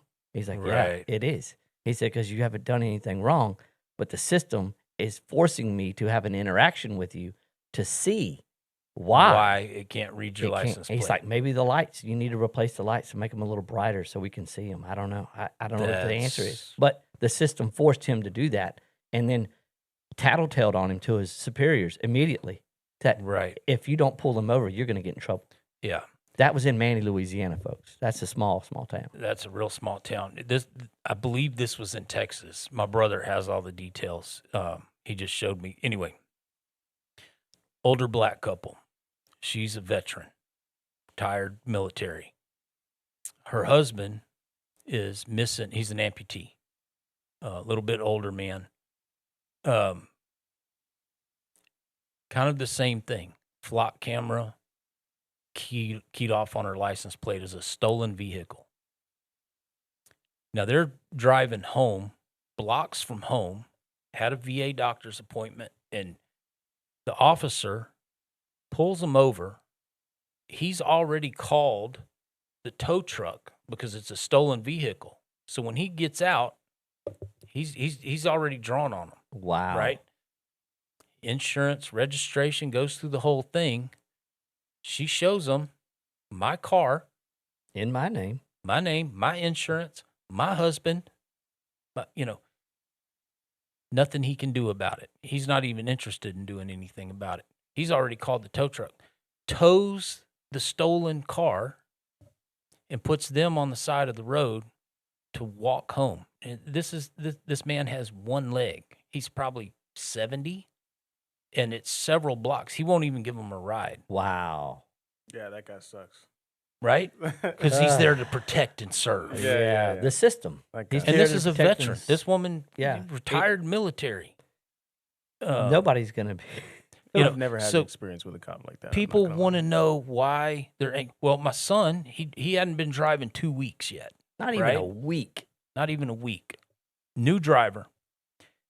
He thinks the turning lane. The turning lane is an access coming northbound. He gets out and realizes, oh no, turns around and goes back the other way. The police officer pulls him over. His car is so new, I put the insurance package in his glove box because we didn't have the insurance card yet. Right. So the police officer's asking him about insurance. He can clearly see the car has insurance. He can clearly see the date my son's driver's license was issued. A week ago.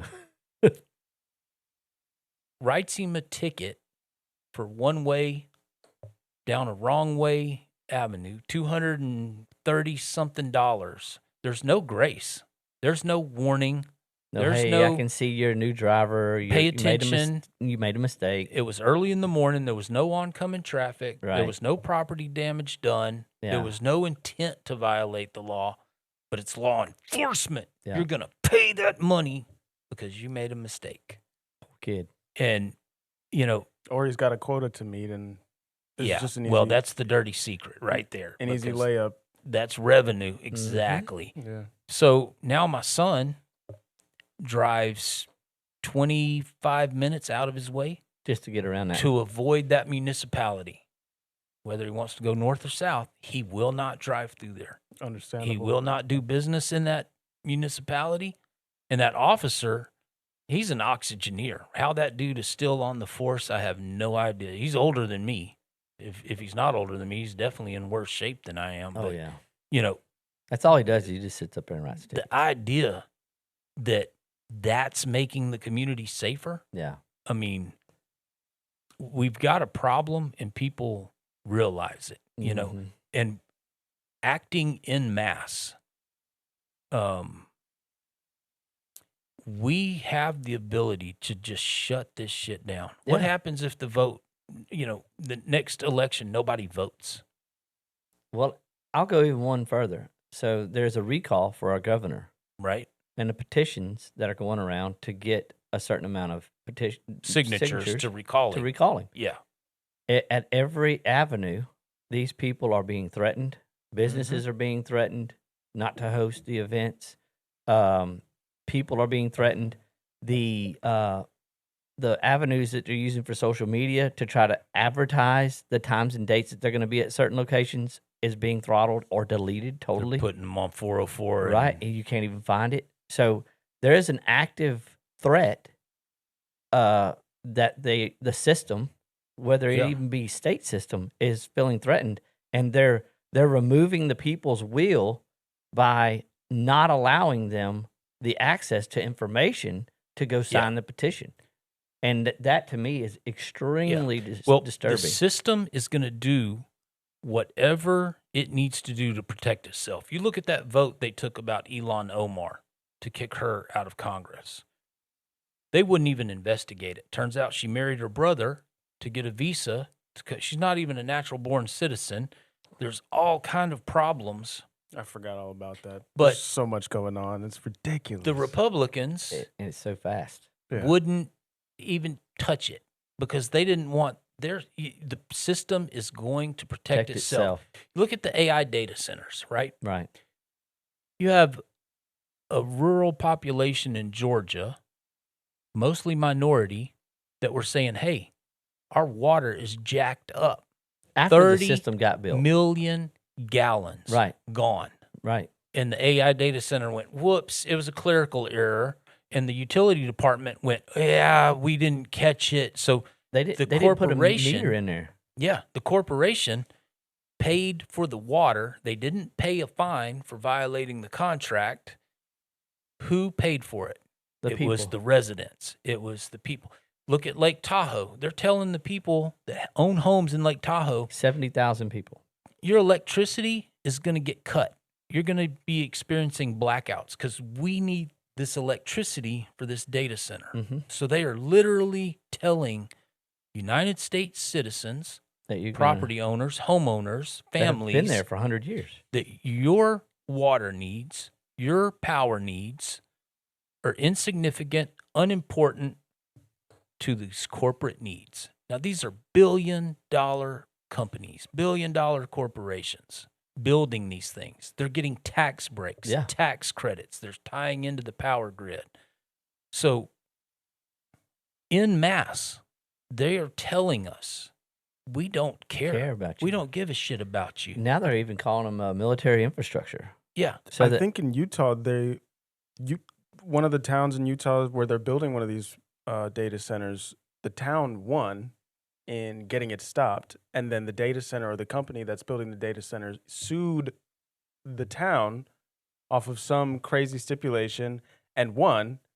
So the data center is being built anyway, Regardless of what the people want. and they got paid for it. I mean, you That's look what I'm at the saying. whole There's no way. Maha movement, right? Make America healthy Healthy again. again. What a fucking scam. Yeah, I couldn't even go after glyphosate. Glyphosate was labeled a national National security security. issue. So we're going to spray this poison on your food because the corporation needs to keep making money. Red 5, yellow 40. It's all good. You know, I've got friends overseas. You look at a box of cereal, their ingredients, it's pretty simple, pretty straightforward. You look at that same box of cereal sold in the United States, It's a there's paragraph. like 30 more ingredients, and all of them are Mhm. chemicals, Right. just stuff you can't pronounce, Mm-hmm. dyes and Mhm. polymer plastics. And Yeah. so this November election coming up, I saw a movement where no incumbents, right? They don't even care what party. Yeah. It's just if they're holding a position now, Get them out. get them out, get somebody new in. Right. You cannot find those posts a half hour after they go up. Yep. Same thing you were talking about. They 404 them. Yep. And so they are removing our ability To even affect to change combat this system legally, peacefully. ethically. So at what point do you strike the jaw of the enemy and break the teeth of the wicked? Psalms. At what point do they lean so hard on you? Yeah. You know, I thought when they shut churches down during COVID but kept the liquor stores open, people would, Wake up. stand up and go, no. We're having church. But when you're comfortable in that prison cell, even if it's a prison cell, you're well fed, you're well entertained, and you're comfortable. Well, I don't really want to rock the boat. You're not taking any of this with you, Nope. right? Those fancy shoes, that classy car, $1 million home. none of that's important. Nope. If you know you are leading your children into this mess, Dystopian slavery. they're going to force them into war. They're going to, my son wants to go to college. Smart kid. What is he going to study? AI's Taking all the jobs. Yeah. So just the Strait of Hormuz debacle with fertilizer, right? If there's a 30% cut in the supply of fertilizer, which, there's farmers in California, Texas, Kansas, they're planting a lot less acreage of food because there's not enough fertilizer to grow it. The real sacrifice is going to be made in the third world countries. So that's Sudan. That's going to be the first die off, right? Yeah. Mass famine is going to happen, and these people, Americans, don't care. They don't care for, I hate to say it, they don't care for people that are not like them or not. Well, most as Americans, long as it doesn't bother their football or their singing with the stars or whatever it is they're doing, or dance class for little Susie, subscription, or their Xbox, right? They don't care as long as they're comfortable. They care not for their other fellow human. Everywhere else. I have to read through the Epstein files, just little blocks at a time, because it disturbs my soul. Yes. It pisses me Right, off. right, I mean, I'm right. ready to let's Right. go. 100%. Yes. And people do not want to look at that because it I will don't disturb them understand deeply. why we are not marching in D.C. with pitchforks and Burning cars. But That's the question I'm trying to. the sad part is, if they closed all the liquor stores, if they Cut off scraped porn. all the porn off the internet, Yeah. if they blocked the PlayStation subscriptions, Right. People be up if in arms. yeah, absolutely. If they outlawed cigarettes and vapes, if they took away the dopamine hits, people would be pissed. Right. But pedivores making policy, enforcing Your children to go to war. oh my gosh. I just don't I mean, I just don't get it. that's what I just don't understand about how serious the issue is with the whole Epstein thing and the Epstein class. Like, I tried to explain that to my parents, and they were like, "Well, if that stuff was true, then the news would have had it on there. Like they would have told us about it, you know, And I'm like, they're not going to tell you about anything that you don't want to, that you're not going to be needing to know. The boomers are the most propagandized segment of our population. Yes, they have been their whole life. Yeah, they are unfortunately buried in Fox News, MSNBC, CNN. Their propaganda outlet of choice. Well, they grew up with the TV too, and they have this narrative, this post World War II narrative. They like to talk about their grandchildren who are stuck to their tablets and constantly in their tablets, but that's how they grew up, screwed to the TV. Yeah. Mom and dad didn't care. Buy them a TV, turn that shit on, and they sit there and watched it. And the programs. The programming. Yeah. The television. Yeah. And it's a,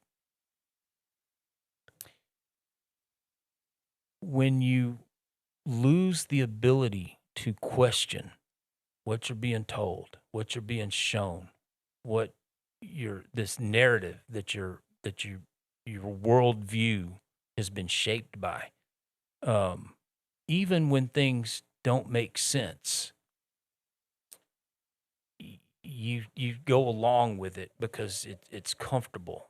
You know, people don't want to get out of their comfort zone. Right. Get used to being uncomfortable. That's what I tell everybody, because that's what it's going to take. That's some good advice. Get used to being uncomfortable. Get used to being in pain, hungry. Get used to that, because that's coming. Yeah. If you're not going to go through the cattle chute, and if you're not going to be that cow being pushed in there, vaccinated, put on a trailer, and forced to go to a slaughterhouse, you're going to be uncomfortable. Yeah. You may die. You probably will. Well, but you know what? You're going to die either way. Yeah, we're all going to die. You either die doing the right thing and being a good person and meeting your Savior in glory, or you're going to die saying, I did nothing. I allowed this to happen. I allowed my children to be propagandized. I've sold my faith out for the truth comfort. of the matter is, you're going to suffer. Life is hard. You're going to suffer. You can suffer now and reap the rewards later, or you can pursue pleasure now and suffer later. Right. But are you going to pursue pleasure or purpose? Right. One of the two. I have no doubt that these people in the Epstein class, they're not doing the things that they're doing to children because they necessarily think it's fun or they want to or they can get away with it. I think that's where it starts. I think that's where the first initiation of it starts. Whenever they want to compromise somebody of high power, they say, oh, well, hey, look, we got these 3 15-year-old girls. They're really well versed in a lot of, things that you're going to have a lot of fun with them. Right. And then it gets into something more demonic and evil and satanic. And then they start going into channeling through torture, bloodletting, and drinking of adrenochrome, and doing the things that are commanded by that deity, that entity, that demonic power, and they're gaining a lot of worldly power, and they're accessing something that they're not supposed to, right? And so the front end of the Epstein stuff is all fun and games for them at first. Right, they're flying on planes. They're going to islands. They're getting, back rubs by a little 13-year-old girl, or they're having sex with a 7-year-old boy. Whatever it is, that's their fun. And then they get brought into a different segment of that.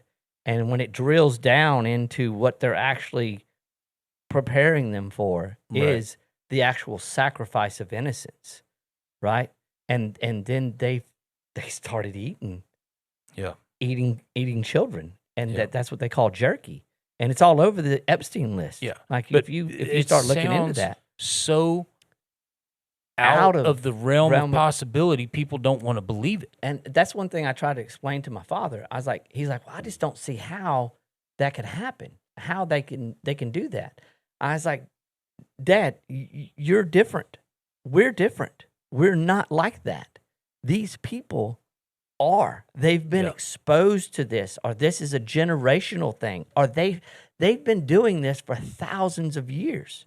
It's just now through technology and through their slippage of being tracked through emails and communication devices that some of the skin has been ripped open and the wound is festering. And you're like, well, when you dive deeper into that, it's like, oh my God, it's all rotten. Every aspect of everything we've been taught is just rotten to the core. Pizzagate broke. People called you a conspiracy theorist or a wacko or a loon if you believed that, looked into it, questioned it, because it sounded so far-fetched. Right. Now, that doesn't seem so out of the realm of possibility. Those same people, it's all on the table. Those same people are involved in the Epstein stuff. Absolutely. Right? And the so Epstein the Podesta brothers are all involved in that. The Podestas, and I mean, look at a shout out to Timeline Junkie. If you guys don't go watch his stuff, man, Timeline Junkie has some really great productions out there. Huma Aberdeen. Yeah. Right? Oh, don't get me started on that. That little cuck, she was... Anthony Weiner. His laptop. Full of trash. You know, whether it's Biden's laptop, you know, none of it ever gets investigated. No. None of it ever gets, you know, oh, we're investigating. And then you don't hear anything else about it. Super Bowl, you don't hear anything else about it. Red carpet event, you don't hear anything else about it. And then, you know, some celebrity went off the deep end. I mean, are it's you still just talking about Jeffrey Epstein? Yeah. Yes, we are. Out of his mouth, he said that to the American people. Yeah. Literally. Right. Yeah, nothing else matters, dude. Or how about I don't care. I don't really think about American people when I'm talking about when I'm thinking about Iran. You know what I'm saying? I don't really care about the economy in America, fuel, or the suffering, fuel prices, or any of that. And that's what I'm saying. It's like when are the people going to finally get it? Yeah, when gas hits $10 a gallon. I don't know. $20 a gallon. I never would have thought it would got this high. Well, I mean, back in 73, 74.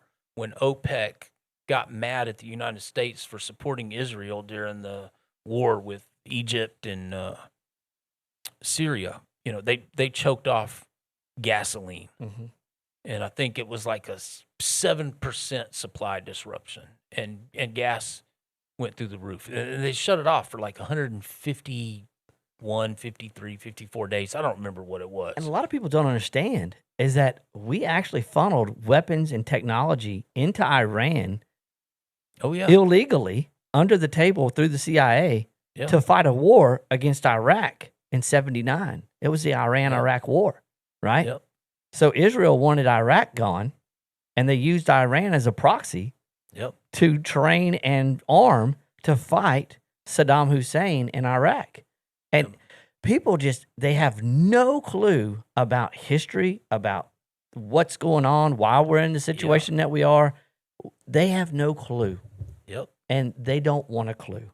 Yeah. Well, it disturbs their comfort. Right. It disturbs their barbecues on Sunday. It is disturbing. I think a lot of the motivation to be so focused on my mental state, my spiritual journey, is that this stuff, I've had mental breaks.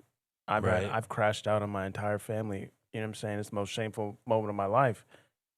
But this was, you know, I was much younger, and this is the kind of stuff that I've been introduced to, you know, just through my own curiosity of trying to find answers. And it is absolutely disturbing. I almost have no, you know, if somebody wants to remain asleep, it's like at this point, like I'm almost like, well, you know, I get it. There's times where I wish I didn't know, you know, or I wish I didn't, but now I'm so far. Yeah, you can't go back to sleep. Yeah, you can't put that toothpaste back in. You can't go back in the Matrix. You can't.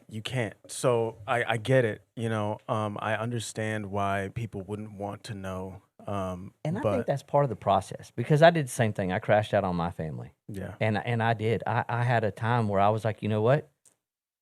F it all. Mm-hmm. Something has to be done. I seen some stuff that I can't live with, that I watched people that are on the news do, and they're supposed to be our leaders. I'm going to do something. And see, that's a narrative we have to break. These people aren't leaders. They shit with 2 feet on the floor like everybody else every morning. They're doing the most They were horrendous elected things by us, No, which they were that's even selected. questionable. They were selected by us. It's questionable if they were elected, right? Those numbers. I think can that be people really need manipulated. to question. Thomas Massey. Yeah, Dude. people need to start questioning the actual numbers, right, and the election process. Well, nobody trusts it at this point. No, yeah, I'm seeing, and I'm always going to bring it back to God, because I think there's a plan. When I was first introduced to all this nonsense going on, it's like I would have never thought that there would be, first of all, just even 2 more people that I could have this conversation with. But as we're going and like things are happening, I see more and more people waking up, and people. It's almost like it. Now if you're not aware that AIPAC is funding the entire government, Amen, both sides, Right. Then you really just don't know what's going on at all, and like you kind of just I lost my train of thought, but my thing is, how did you get here? well I think there's Well, how do people just go along to get along and just not question did anything? you have like An an awakening? epiphany, an awakening? Was there one single event? Was it a culmination? it was a culmination. Okay. I think the spirit of what led me to where I am today is that I've just been more curious than the average person. Mm-hmm. And that's something that I've had to come to terms with. It's not that I'm smarter. It's not that I'm, more talented in any way. It's just that I just wanted to know. It's almost like God, for me, it started at a certain level, and then I realized that something was wrong, and then it went to another level. The more I investigated and questioned narratives, because at one time I was a Republican. I was, I'm going to join the military. I'm going to get in there and go fight the brown people in the desert. And, Twin Towers was a horrible incident, and I don't have anything to hide. They can look at my emails and my phone calls. I'm an American. I don't have anything to hide. And then the more I woke up, I was like, oh my God, this was all engineered. This was all fake, and it was all designed for an outcome. And now they're using the NDAA and the Patriot Act to spy on Americans. And now we're killing Americans abroad in other countries. What's going to stop them from doing it here? Not a fucking thing. Nothing at all. Yep. And so for me, it was a gradual intake. And then it was like 5 years ago when the whole thing with the Pizzagate stuff, maybe 6 or 7, man. I forget how long. That was actually about 10 years ago. It was 10 years ago. That right there, and the whole thing with the frazzle drip and the stuff, it elevated my anger, and then I got so disillusioned that I kind of crashed out, and I just was like, oh my God, I can't believe this is happening. I can't believe that I've seen this, and then I kind of came back to a centric. God has a plan. He's going to use me for something. Mm-hmm. I know He is, and I can't just go out there wildly and just blow up. Yeah, Right. I can't be an IED. I've got to be focused with a group of people, with a structure. We have to make a difference. We have to save the children. We have to, in their blood, their sacrifice and their screams and their torture, something good has to come out of it, because we can't let it go. Yeah. We can't let it just dissipate. We can't turn a blind eye. It can't be in vain. You can't. They can't die in vain, in the horrific ways that they did, chained to a table, doing the things that happened to them. Cannot be for naught. Yeah. And that's where I'm at now. I never You know what I'm saying? Had a specific moment or epiphany, but very young, I was being, I don't want to say groomed, but trained to have a military career. And when we were in Central and South America, I wasn't a teenager yet, but I realized what I'm being told from government officials and what's actually happening, what I'm On the seeing ground. is not the same. It's Right. not matching up, Right. right? So my father, active duty, aviation, Probably has a lot of titles you don't know. He about. was in the Army, but stationed at an Air Force base. So I asked him, I was like, why are we not on the Army base? Why do we live on an Air Force base? He said, well, if we're at the Army base, the helicopters have to refuel.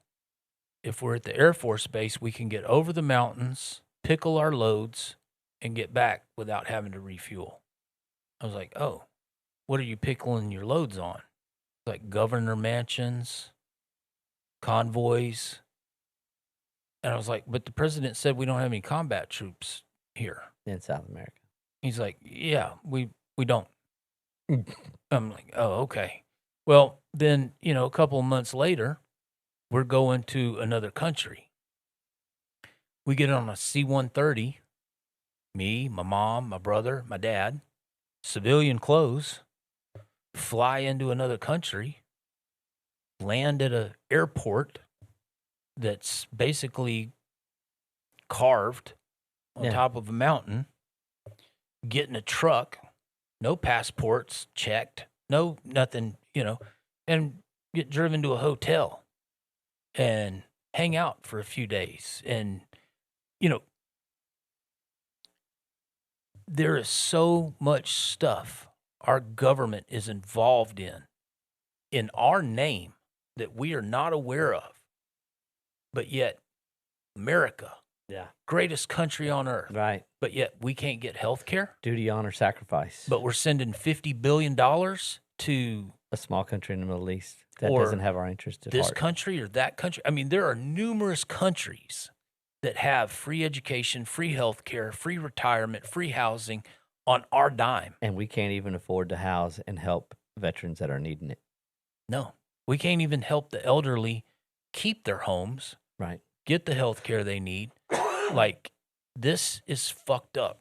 And it goes back to, so, when I got here and I met Mary and her girls and I met the ladies next door,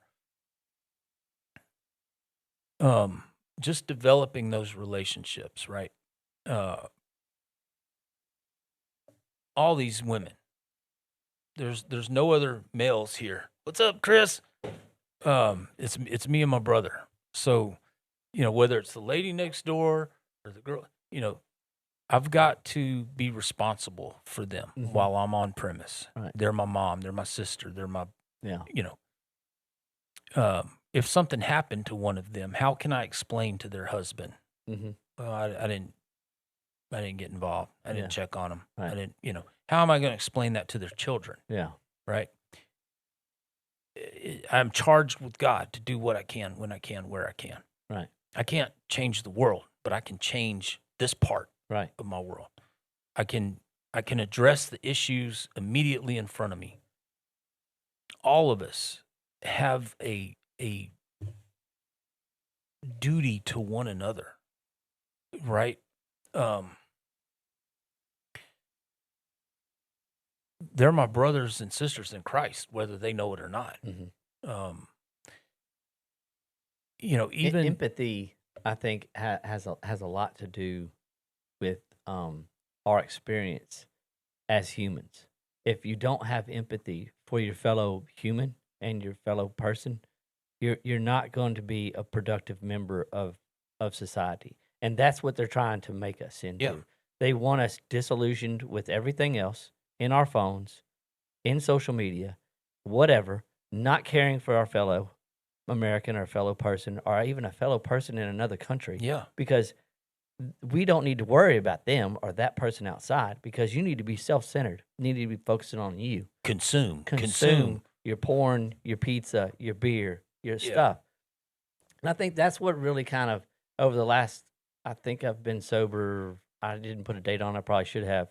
Been sober for, I think, 3 or 4 months, I think is what it is. And for me, I was using it as a crutch, I drank for so long that I used it to numb myself from thinking about the things when it gets quiet, when it, without the demons in my head that were, the voices that were, I didn't want to confront, and so I would use the alcohol to numb me at a point to where as soon as it was off time, I consumed alcohol until I went to bed, kind of like what you were saying. I used that as a crutch. Well, that also was destroying my relationship with my wife and destroying my relationship with my kids, destroying my relationship with other people. I was selfish. I didn't really care about anybody else. And so it had gotten to a point to where I was spending more time by myself and not being productive and not working out and not being a father and not helping my kids read and not, being there for my wife. And I just would go on the back porch or sit on the front porch and just drink my beer, listen to my music. And I was fine with that until I finally stopped. And when I stopped, I was like, man, life is so rich. Life is so much more. There's more to it. I don't have to be black-pilled into thinking that I can't do anything, that these people are going to ruin my life and they're going to take what they want. I'm doing exactly what they want me to do. Yeah. Is just to shut up, drink your beer, be medicated, and don't worry about it because there's not a thing you can do. Yeah. And I took that away from them. And I took away their ability to control me. And when I did that, it opened up my life to where it's more rich, it's more full now. There is a concerted effort to neuter the American male specifically. Yeah. But to keep all Americans addicted, out of shape, unmotivated, helpless. There's a pill for that. To make you, I mean, I don't remember what year it was. They designed these drugs, developed these drugs, and then they came up with a diagnosis to use the drugs on. Oh, you're nervous? You have anxiety. Yeah. Oh, you're sad? You have depression. Right. Oh, you're feeling something? Well, we've got a pill for that. Yeah. And the way Americans eat, the way they move, let's keep them at work so many hours that they're too exhausted to go to the gym. They're too exhausted to go look at Japan. Walk by the river with their kids. They work so much. They can't even find time to even talk to a female, much less have intercourse with her to create a child. So now they're in a demographic decline. Yeah. Well, the social decline. The Japanese banking system is about to blow up our bond market. But we did that to them after World War II. We did not want Japan to be a global power anymore, and we cucked them as hard as we could. We cut their oil off. That's why they attacked us. Well, after the war is what I'm saying. Oh, yeah. Right after the war, we cucked their whole society. Oh, yeah. And we took away their male fighting. We wiped out a whole generation of fighting males. We totally destroyed that country. Made it in the image of a globalist. Narrative. I don't know how accurate it is, but I don't remember. We tried to do that to Vietnam. There's a theory or an idea. I'm trying to remember where I saw it or heard it or read that if they can start a ground war with Iran, it takes a huge portion of the fighting age population of America, gets them out of the country. Yes. Gets them in the same conflict thing they did in World War I and World War II. With Afghanistan, Iraq. I mean, we lost, 6,600 Americans in Iran? I mean, in Iraq. And tens of thousands that are, stuck with lifetime injuries. Not only that, the suicide rate is astonishing for the jihad guys. Unreal. And, they deal with that every day. And I think that has to do with their disillusion of what they were made to do, right? It does. It has a lot to do with that. And I've heard some things about PTSD. The morality of what it is you're going to fight for has a lot to do with your ability to be able to cope with absolutely what you've done. Yep. So yeah, absolutely. They want you to go fight for no reason, right? And then if then you do destroy survive, you're done. You're done. You're out of the game. You're right? cooked. Yeah. And so that's what I see a lot of, and even something that I've tried to notice at 30,000 feet, because I try to take myself out of the situation. I just observe. Yeah, be the observer. I'm the observer, and so another thing that's really concerning to me is that I have older kids, and then I have younger kids, and then I'm in a military town. So my younger kids go to school. Well, I see a lot of where they're at their school. There's a lot of military kids, and there's a lot of military kids that are special needs, and they are in glasses. They are on medication. They are they have autism. They have so many things, and I think a lot of that has to do with a lot of the forced vaccinations that their parents had to take or the father had to take in order to be able to go in country to go do the things that is now bleeding into to the society through their children. And now their children are not going to become productive members of society because they're being told, oh, well, you have a problem.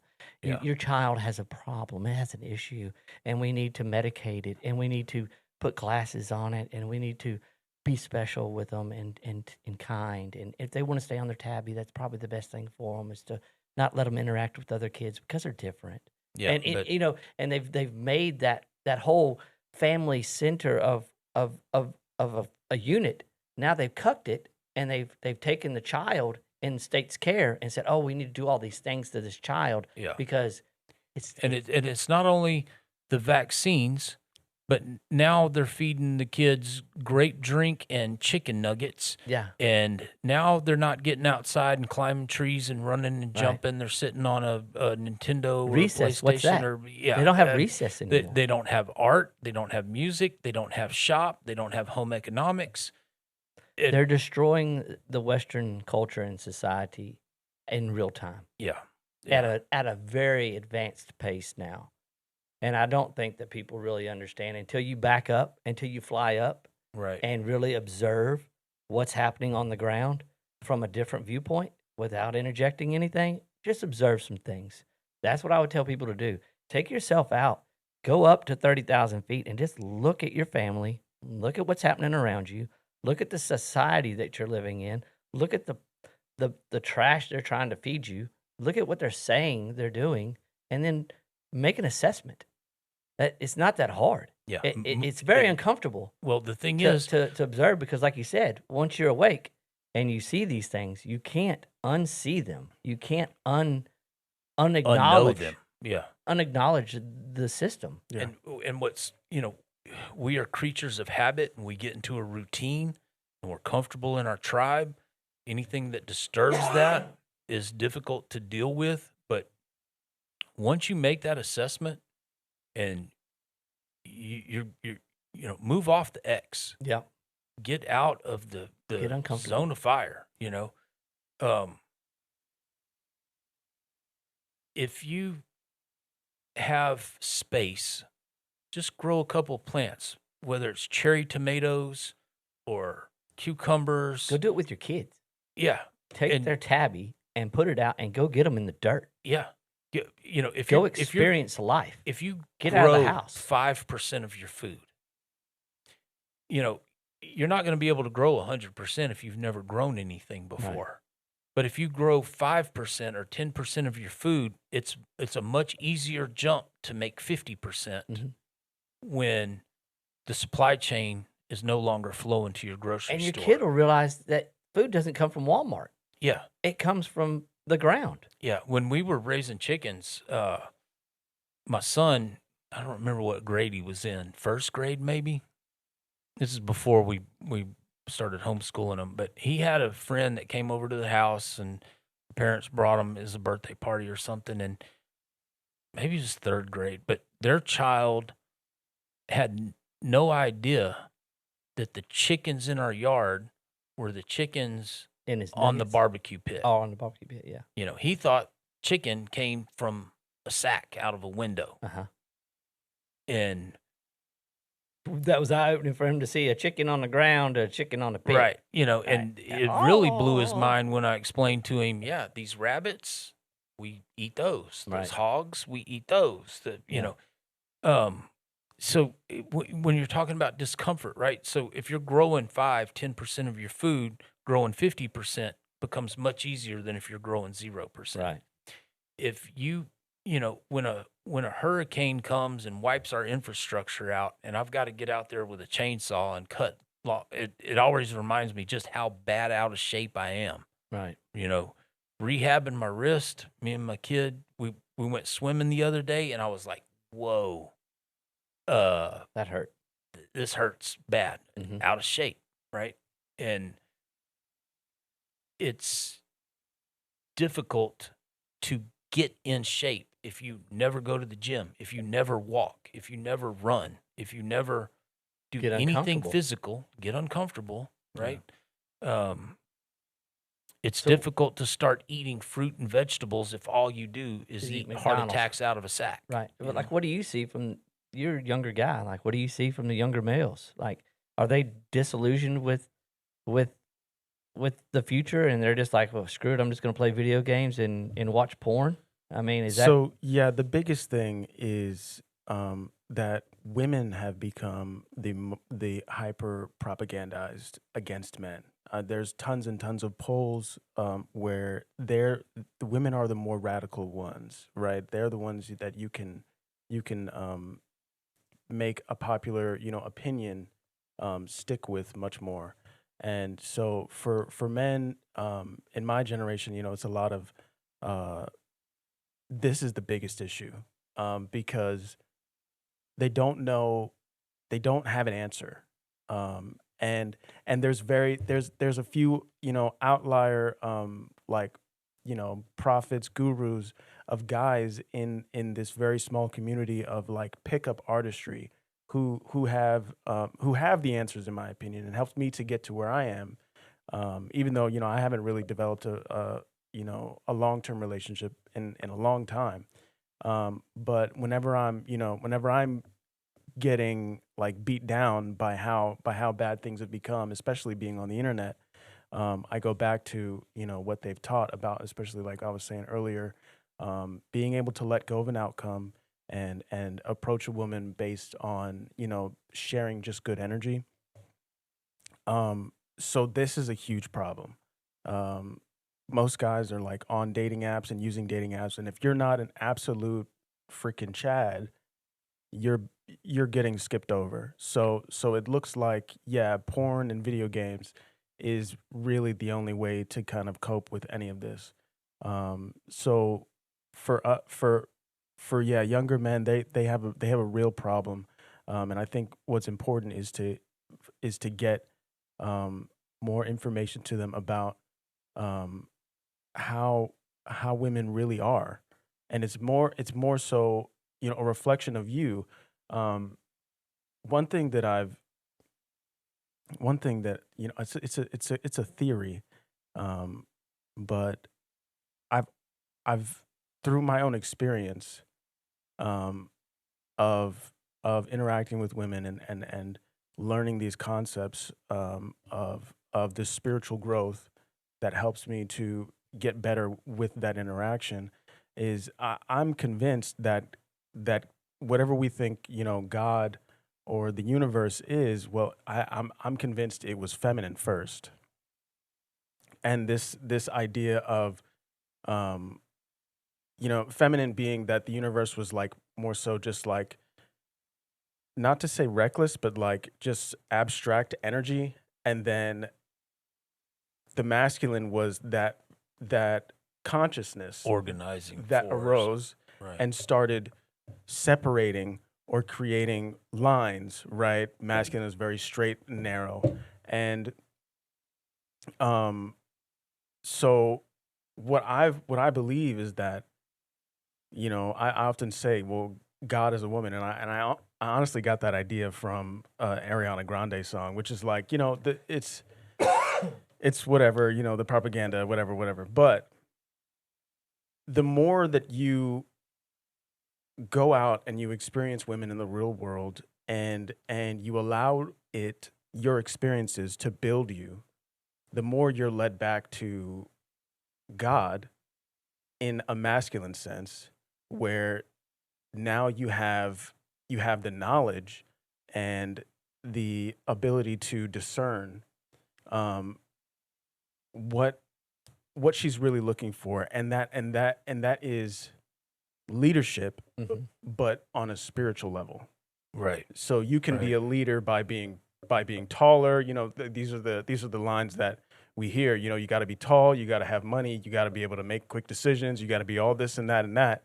But what women truly respond to on a spiritual level, on a deep level, is your ability to remain centered within yourself, know that you are worthy, you are whole, being comfortable in your own skin, and maintaining that, because everything, especially women, are going to test that. Yeah. And they're going to, you know, make you question yourself. So one reason why I've said, like, always bring it back to God, is like, maintain your focus on God, maintain your focus on being whole and complete now, because the more that you can do that, the more opportunities for you to meet that person who's willing to follow you, right, as a man. So definitely the women thing is the biggest issue, because again, I mean, I see guys around here who've got their girlfriend driving them around, you know what I'm saying, complete bums. Yeah. If you think you need to have money to get a girlfriend, you're ridiculous, okay? And then there's short guys. I know short guys who you know, attract more women than any, you know what I'm saying? Yeah. More women than anybody else. So if you think you need to be tall, you're wrong, right? So this whole narrative that's being pushed down your throat is you have to have all these things just to have love. It's not true. If you give it to yourself first, right? Yeah. Then you win. You said a lot there. Young men not getting laid, not having access to relationships is a huge societal problem. It leads to revolution every time. The narrative is, you know, it's the 666, right? You got to be 6 foot plus tall. You got to have a 6-figure bank account, and you got to have 6-pack abs. That's what women are looking for. Yeah, that's what the internet says. And they'll all agree on the internet. But but if you get into them and you're in like real life, and you bring that energy correct, yeah, she doesn't care. You know, and that's that conquer and divide. That's that paint a broad brush. But we have a decade of data from the dating apps, and when you don't get into before the premium pay, push your profile out, when it was just blanket, what the data is showing is that, you know, 80% of the women are interested in the same 10% men. Yeah. So that top 10% men have access to multiple females. Yeah. And the females are allowing access to the same 10%, the men, that top 10%. It's not the female's fault, right? That's the hypergamy of, it's a survival instinct, right? The things that societies have labeled as successful, you know, money, car, home. If a man is displaying those, she's thinking, okay, he can provide and protect. He can provide and protect because he has these things, which is a false narrative right. to begin with, right? In normal society, if you want to call it that, the polite society, it is. But the dude could go out there and do dirt and get his hands dirty. When shit hits the fan. And stuff happens. That dude right there is going to be Bitcoin because everybody's going to want that dude. Yeah. So a female, just if you strip away the formalities and the politeness and the narrative the internet has fed us, the feminization of the male population is the biggest barrier to young men developing a relationship. An emotional man, that's the toxic masculinity, right? And it's dangerous. It's very dangerous, yes. If you're a captain of a ship, and you're about to go through a hurricane. Do you want the captain to be emotional and nervous and in his feelings and sad and scared? Or do you want the captain that is stoic, even-keeled, and said, you do this, this is your job, you take care of this, this is what we're doing, and we're going to get through this storm? The pilot of the plane, when they drop an engine, we're going to crash. Or do you want the pilot that's going through his checklist, shutting this down, making sure, calm, cool, collected? Right. You don't, I'm not saying men can't be emotional, but you don't need it driving your decisions, right? You don't need emotions being your guiding light. I had it put to me one time, your body is your resume before you ever open your mouth. When you walk through the door, not just the way you look, but the way you carry yourself. Mm-hmm. Are you carefree and easygoing with the environment around you? Are you nervous? Are you sheepish? How you carry yourself, how you conduct yourself. Are you stoic? Are you, And I would agree that absolutely right. I would say that it's more so about how you carry yourself, because absolutely you'll see bigger guys with absolute dime pieces just walking around Leesville. Mm-hmm. You know what I'm saying? Like, yeah. So it's not. It's spiritual. It's within. It's what a woman will fall in love with you as a spiritual being first before she falls in love with your muscles, your money, or anything. Because if you got muscles, you could still get cheated on. If you got money, you could still get cheated on. Anybody can get cheated on. And we're seeing it every single day. These guys, NFL players, NBA players, all these guys who you think, oh, you know what I'm saying, they got it all figured out. Rock stars, rappers, you think they all got it figured out. That they're all getting divorced. They're all getting cheated on. They're all Dr. Dre's wife filed for divorce. She's sitting there going, look at this motherfucker. He's going to get up at 9 o'clock, drink his coffee, take a crap. Then he's going to go to that studio and make music for the next 8 hours. This weekend, we're going to get on the helicopter, fly to that damn yacht, go to the Caicos. We're going to spend the weekend eating steak and lobster. I'm tired of this. Same shit all weekend. And then next weekend, we're going to a red carpet event. It doesn't matter. Anybody, and not all women, not all men. I am nothing special. I am. There's nothing special about me except your beard. And I've had married women let me know in no uncertain terms. Yeah. They're interested, right? Yeah. I had asked a lady out. I said, look, I know you're busy. I'm busy. I'd be interested in taking you on a date. If you're single, let me know. Her response was, yes, I am single, but I've started talking to a man. And it's not right for me to, I'm going to give him an opportunity and see where this goes. I know that's not the ideal thing to do or the cool thing to do or what everybody does, but I try to treat people the way I'd like to be treated. I was like, thank you for being honest. Yeah. That's very admirable, and I appreciate it. As opposed to, playing the field. Exactly, right? So not every woman is this way. Not every man is this way. But the narrative is they've engineered we're enemies. Yeah. They've engineered this uncohesion. I don't know how you would say it. They've engineered this friction.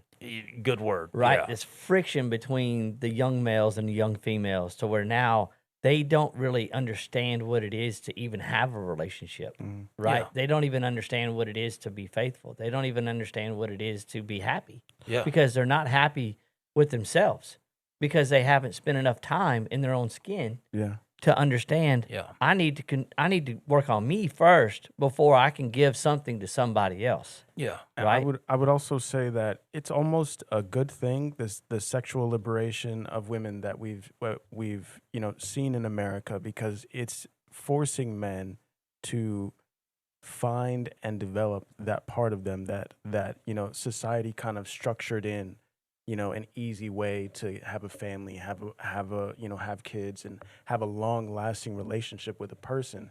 You need to develop yourself spiritually first. You know what I'm saying? The kingdom of heaven is within. It all starts from Within. what's coming in, Yeah, coming out absolutely. from inside. Mm-hmm. Yeah. Because you can have it all, you can have all your ducks in a row, and it's still not enough. So Right. so unless you are enough Right. Yeah. already, then you're good. Right. And then beyond that, obviously understanding how to choose well.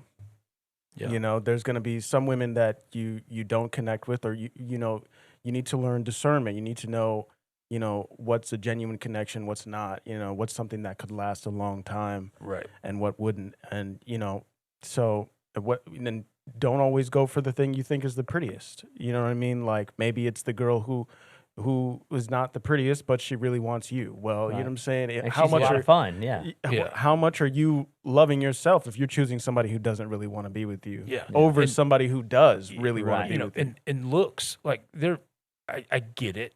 There needs to be some physical attraction, but looks fade. Oh yeah. And they can change in a heartbeat. Yeah. Car accident, disease, Yeah, medical, anything can change looks in a moment's notice. And it's just your suit. Like this isn't It's a meat suit. real.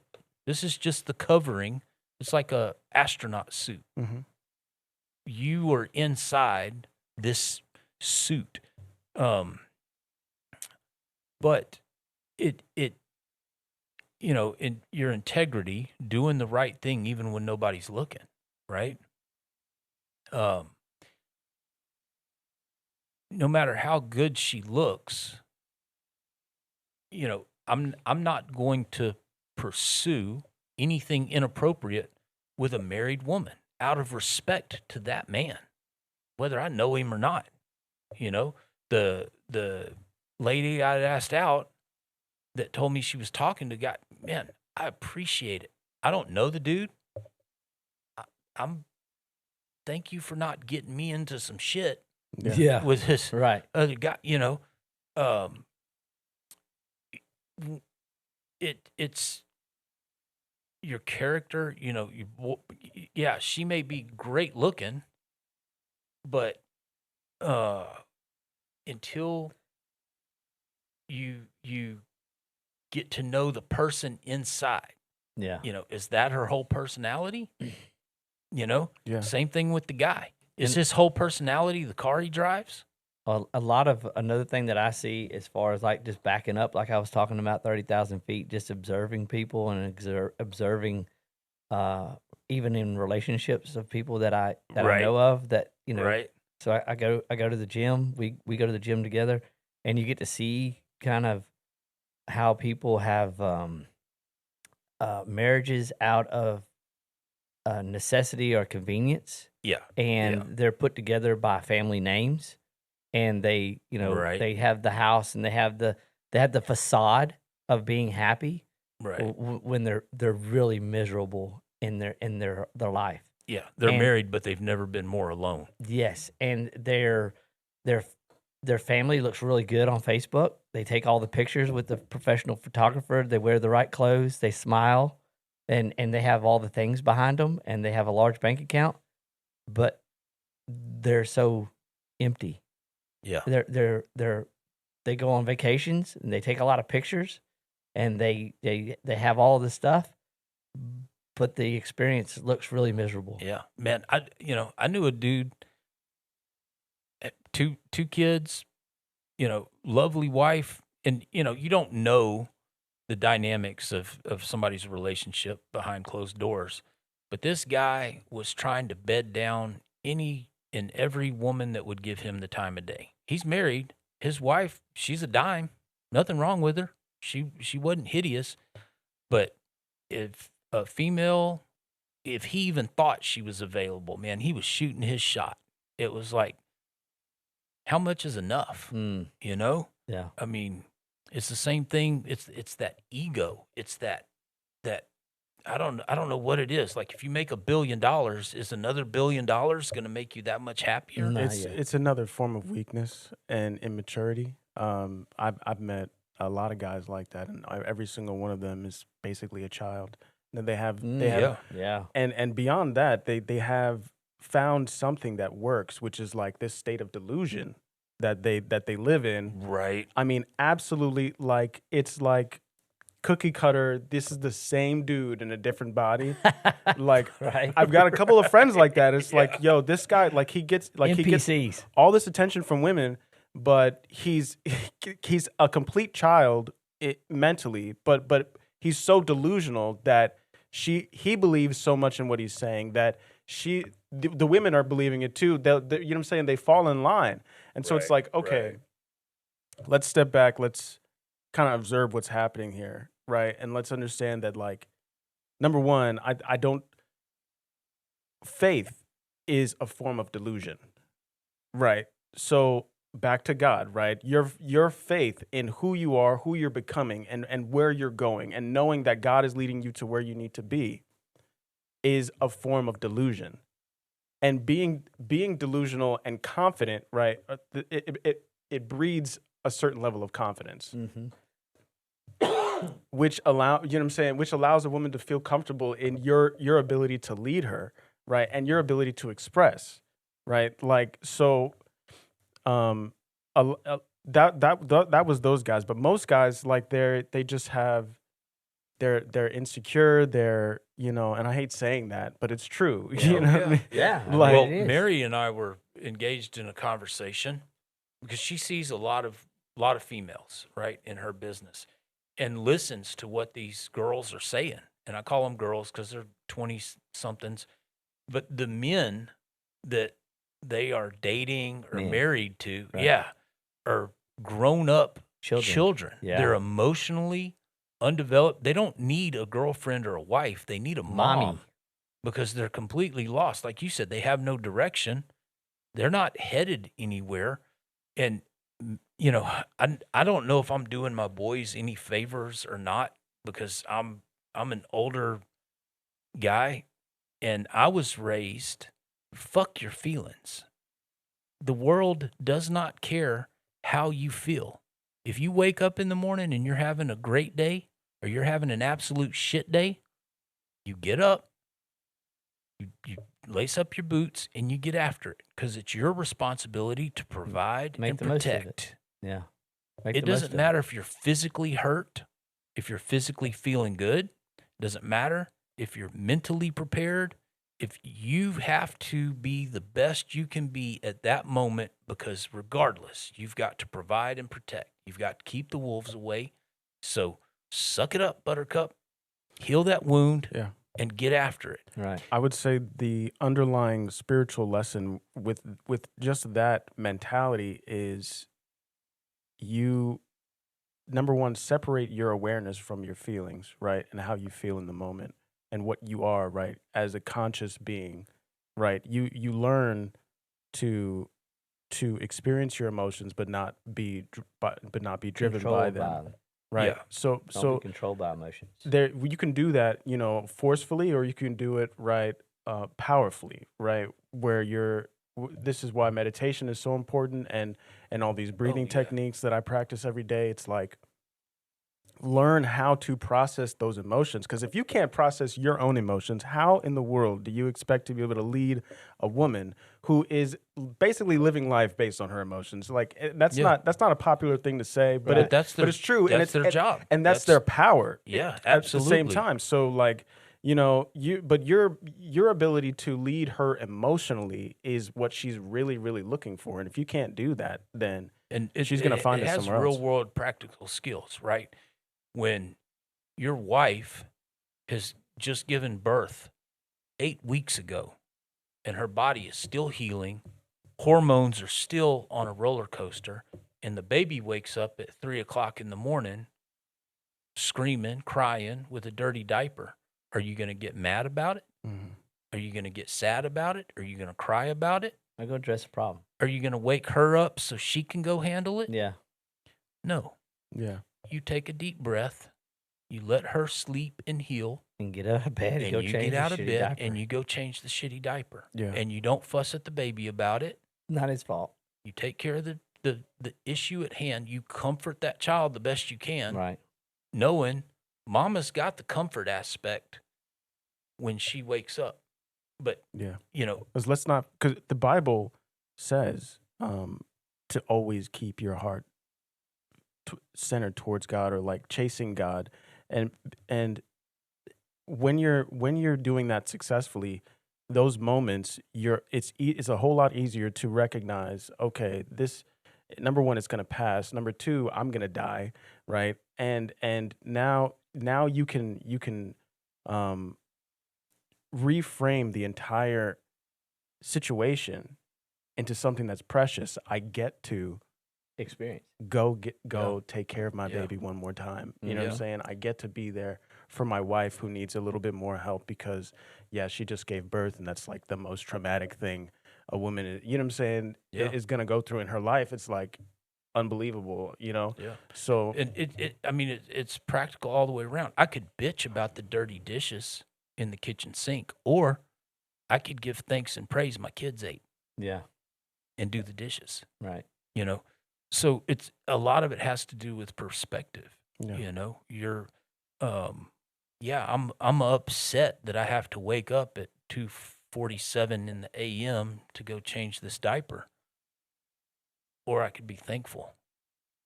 You know, God allowed you to have a child, and you go change Yeah. a diaper. And Yeah. it's not easy. You know, No, I get no. frustrated at my dog. Right. You know what I'm saying? Yeah. Like, yeah, but like, you acknowledge it. Okay, this sucks. I'm upset about it, but let me realign myself Right.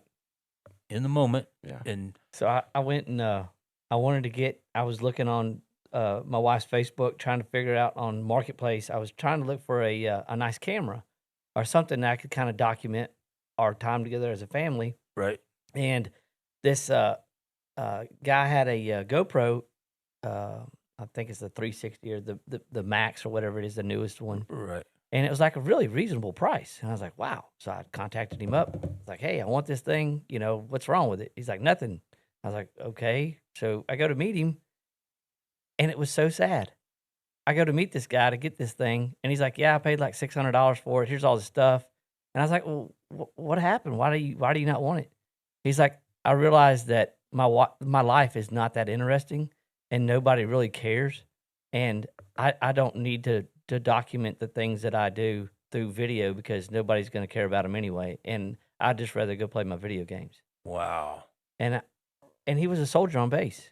And I was like, Wow. oh, man, you know, I wanted to just give him a hug, yeah, you know, yeah. because I got this thing from him, like he didn't even want to use because he thought that he was so insignificant that it didn't matter if he was here or not. And I felt so sad. And I was like, man, this dude needs a hug, you know, but he just wanted to get rid of it, get the little bit of cash and go buy another video game.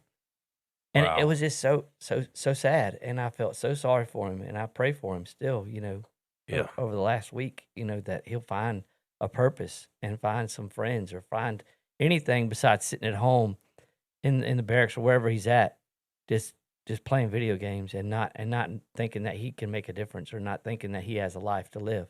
Yeah. And it was And, just, you it know, was I mean, sad. Everybody is on a path that, you know, I know I've experienced some really shit times that I've looked back on, and I had to go through those Mm-hmm. to look in the mirror and go, hey, you're being a piece of shit. Yeah. Stop doing this and do this. You're depressed because you're doing depressing shit. Yeah. Quit doing depressing shit Yeah. and fix it. Like, nobody's coming to save you. No. Nobody's coming to fix your life. You know, these people don't want to hang out with you. They don't want to talk to you. They don't want to be around you because you're sucking the energy out of their world. You know, like, stop doing what you're doing, quit crying about it, and fix it. Yeah. Fix yourself, straighten yourself up. You know, I'm mad at everybody under the sun. I read a really good book one time when it was by Jocko Willink, Extreme Ownership, right? Instead of blaming him for this or her for that or them for this or the others for, it's all my fault. Every bit of it. The decisions I made put me at that intersection, right? Well, that sounds extreme.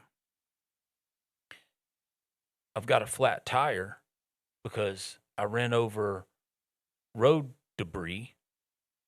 Well, it's not the person that dropped the road debris. It's my fault. I made the decision to leave the house at the time I did that put my car over that road debris that gave me the flat tire. But maybe that flat tire is keeping me out of the accident at the intersection. Right. And You know, and it the sounds butterfly insane. effect. exactly. It sounds insane until you start to realize, or you do a little bit of research on, this concept of reality being a mirror, right? Or mirror neurons and the state of mind that you have, and what decisions you make based on the state of mind, right? Yeah. The guy that I listen to, Joseph Rodriguez, he's constantly, make flow a priority, right? And that's a really like abstract statement because like what even is flow? Yeah. But I can best describe it as like, it starts in the morning, right? Where you put something good into yourself, right? Or you do a routine that helps you get into a good state of mind, and then you sort of build that throughout the day, and in every single interaction, you're building more and more this flow state where now you've kind of like reality transurfed, right?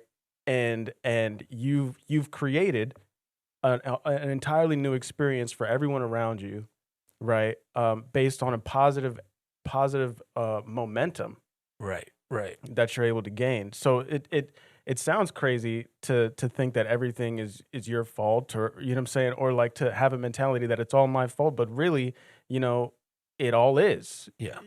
And how you experience the outcome. Oh, yeah. Of the what you would consider to be a negative.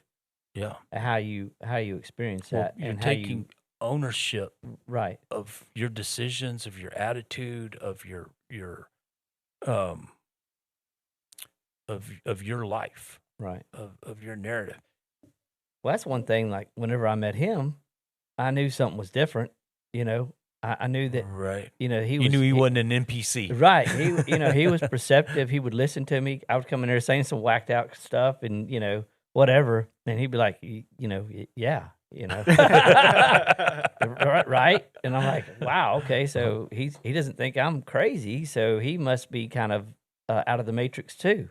And that's what drove me back in there. And when God led me to go back in there and ask him to come on the podcast, is like, I could have easily just got in my car, closed the door, and walked away. Never talked to him, again about anything else. Yeah. But now I've opened up another door to, and I've brought him in, and another now avenue, and it's opened up more. So many opportunities in just this one meeting, and even before I came on here, I had to recenter myself. Like there was a little bit of anxiety. Like I don't really know these guys. How this might not go well. Right. I don't even know what I'm going to talk about. Like you know what I'm Yeah. saying? There's so much going on. Like what do I even talk about? Like what do I have to bring to this conversation? Nothing. And it's like, well, the more we've gotten into it, now I'm so comfortable. I feel at home, and the more that I've been willing to trust God and where He's leading me, the more I'm being shown that there is a plan. Let's There's you know a what I'm saying. purpose, right. Everything's going according to Let plan. it flow. Just be get into that flow, and you're gonna be all right. Everything's gonna be all right. So have you ever read the book or seen the movie The Stand by Stephen King? I know Stephen King, but no, I haven't. I ended up getting this DVD or VHS, can't remember what it was, and I didn't read the book because I'm not a big book reader. But I watched this movie, and it struck a chord with me so much, and I keep telling Lee and them about it.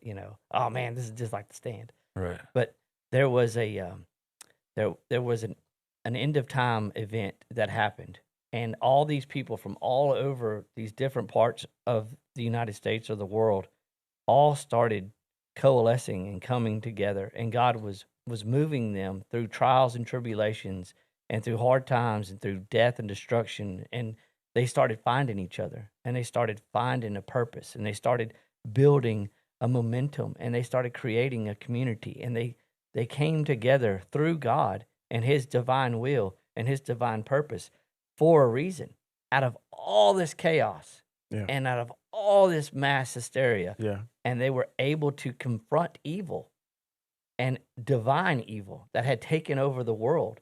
And they were able to overcome that evil through their shared experiences and their trust in God. And they made it through. Yeah. And that's why I keep saying, oh man, it's just like staying. Sounds like something I need to read for sure. Yeah. So it's really interesting. It's you know, and the people that are placed in our lives, in our sphere, right? As a individual, like I know what I know, but I know what I don't know. And you suffer these little ego deaths. Like God's going to, hey, knucklehead, you know, you may not know how to do this. Like, I had an issue with my car. Our friend Mark, awesome mechanic. Call him up. I know he could fix it better, faster, quicker, cheaper than I ever could. Yeah. Right. Yeah. You know, when I have a problem with the computer, I call Chris. Right. Hey man, I know I've got to crush my ego. Yeah.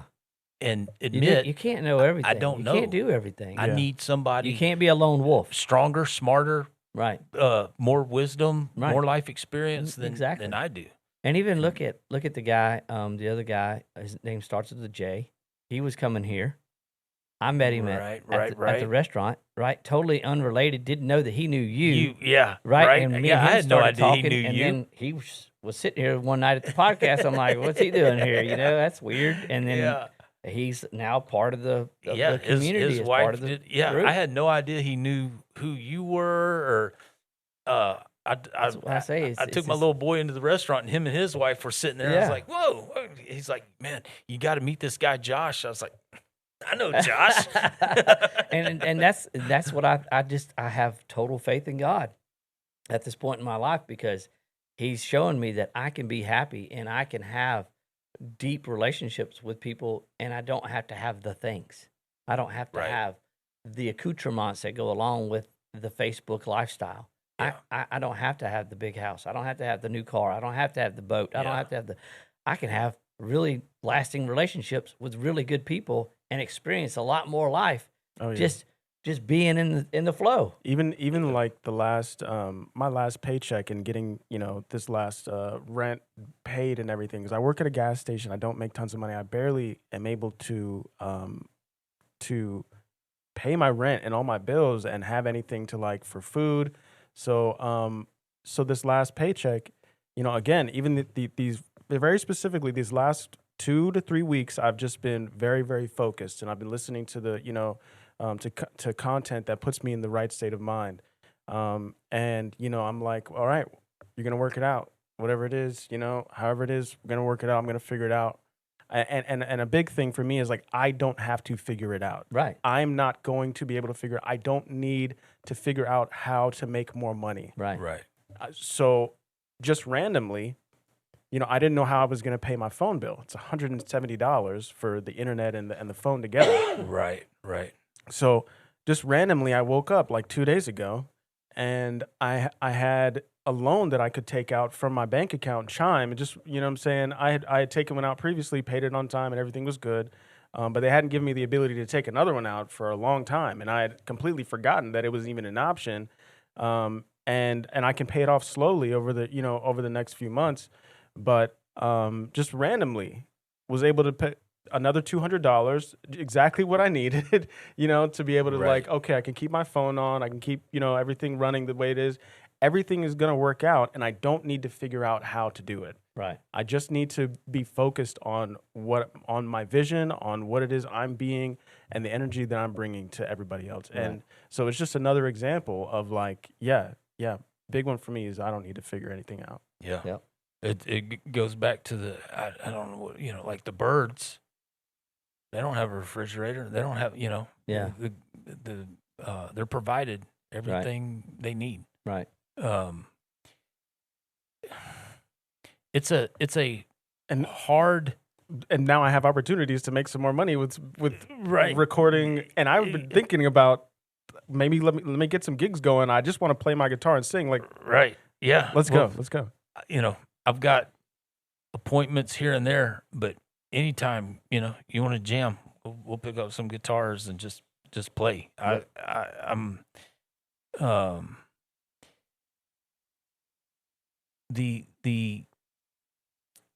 I've I don't want to say been praying, but a few times I've been sitting here and I'm like, I'd like to find somebody just to jam with every now and then. Mhm. And this has been going on about 3 weeks. I walked in and you're holding a guitar. I'm your guy. I was Right. like, thank you. Yeah. Just in my head. Yeah. Right. Yep. So it's just trusting that process. It's funny how God is moving, and I think how it's amazing how God is moving, and it's amazing that He's starting to show Himself more as times are fixing to get bad, right? Mhm, So He's trying to put us in a position around people that we're Yeah. going to need when we know that things are going to get bad. Yeah. And, Right. And I know we need to wrap this up. Yeah, and I think it's a good stopping point. As bad as things are, you have to find and give thanks for those blessings. Right. And I'm going to end it like I always do. Local, get local. Yeah. Find the local business owners. Yes. Spend cash. Develop relationships with the people around you. Get involved in your community. Get involved in local politics. Yeah, absolutely. The things that are important to you, you will find people that have that same focus, that same importance Right. about those issues. And we're all in this. Right. I mean, we all there's one water, there's one earth, there's one ground, there's one love, there's one consciousness. Strip away all the material possessions. You're just renting it while you're here. Right. It's not yours. It's been recycled through time. Yeah, absolutely. And it's not going to stop whenever you're gone. It's going to keep going. Yep. But I would say try to leave it better than when you were here. And if you see evil, expose it. And God is allowing us to shine the light, I think, on certain things that are being exposed. And I think we need not to turn a blind eye to those things. We do need to be very aware of them, and we need to expose them, and we need to show that there is an alternative source of power, and it's not evil, and it's good, and it's a good energy, and we need more of that. People need to be more exposed to the light. And don't shy away from the fight. As an American citizen, it's your responsibility to push back against tyranny, government overreach, the corporation. Obedience is not patriotism. No, and what you tolerate, what you accept, you're endorsing. Yeah. Which, before I shut up, I need to say hello to Shelly, Gracie, Mark, and Becky. I need to say hello to Travis and Janet, and thank y'all for watching. And I'm going to turn it over to y'all. I'll give y'all the last I've said word. what I want to say. I'm just so thankful that I was allowed to meet him and to. It has been awesome. This has been very cool. Yeah, I this can't is chalk it amazing. up to anything else but God. That's And, it. That's just where I'm at. I'm coming by just to hang out. Very cool. Absolutely. So very I'm glad cool. you showed up. Any closing words? Anything you want to Anything say? you want to say, or Say hi to anybody. before we sign off? Anybody you want to say hello to, or Oh man. tag in this, or anybody you want to give the bird to? I think I'm good. I mean, this was absolutely amazing, guys. Really, thank you so much for inviting me and having me on. Yeah, I appreciate the conversation, man. This was epic. Super, super epic.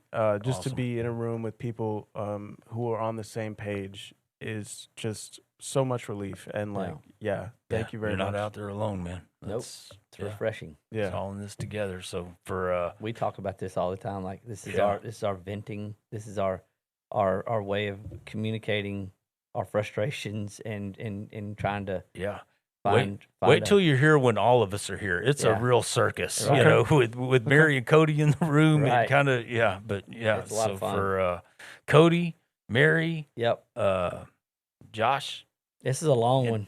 Yeah, appreciate it. Sorry, y'all Cody. Tune in, subscribe, like, share, and we'll see y'all next time. Love y'all.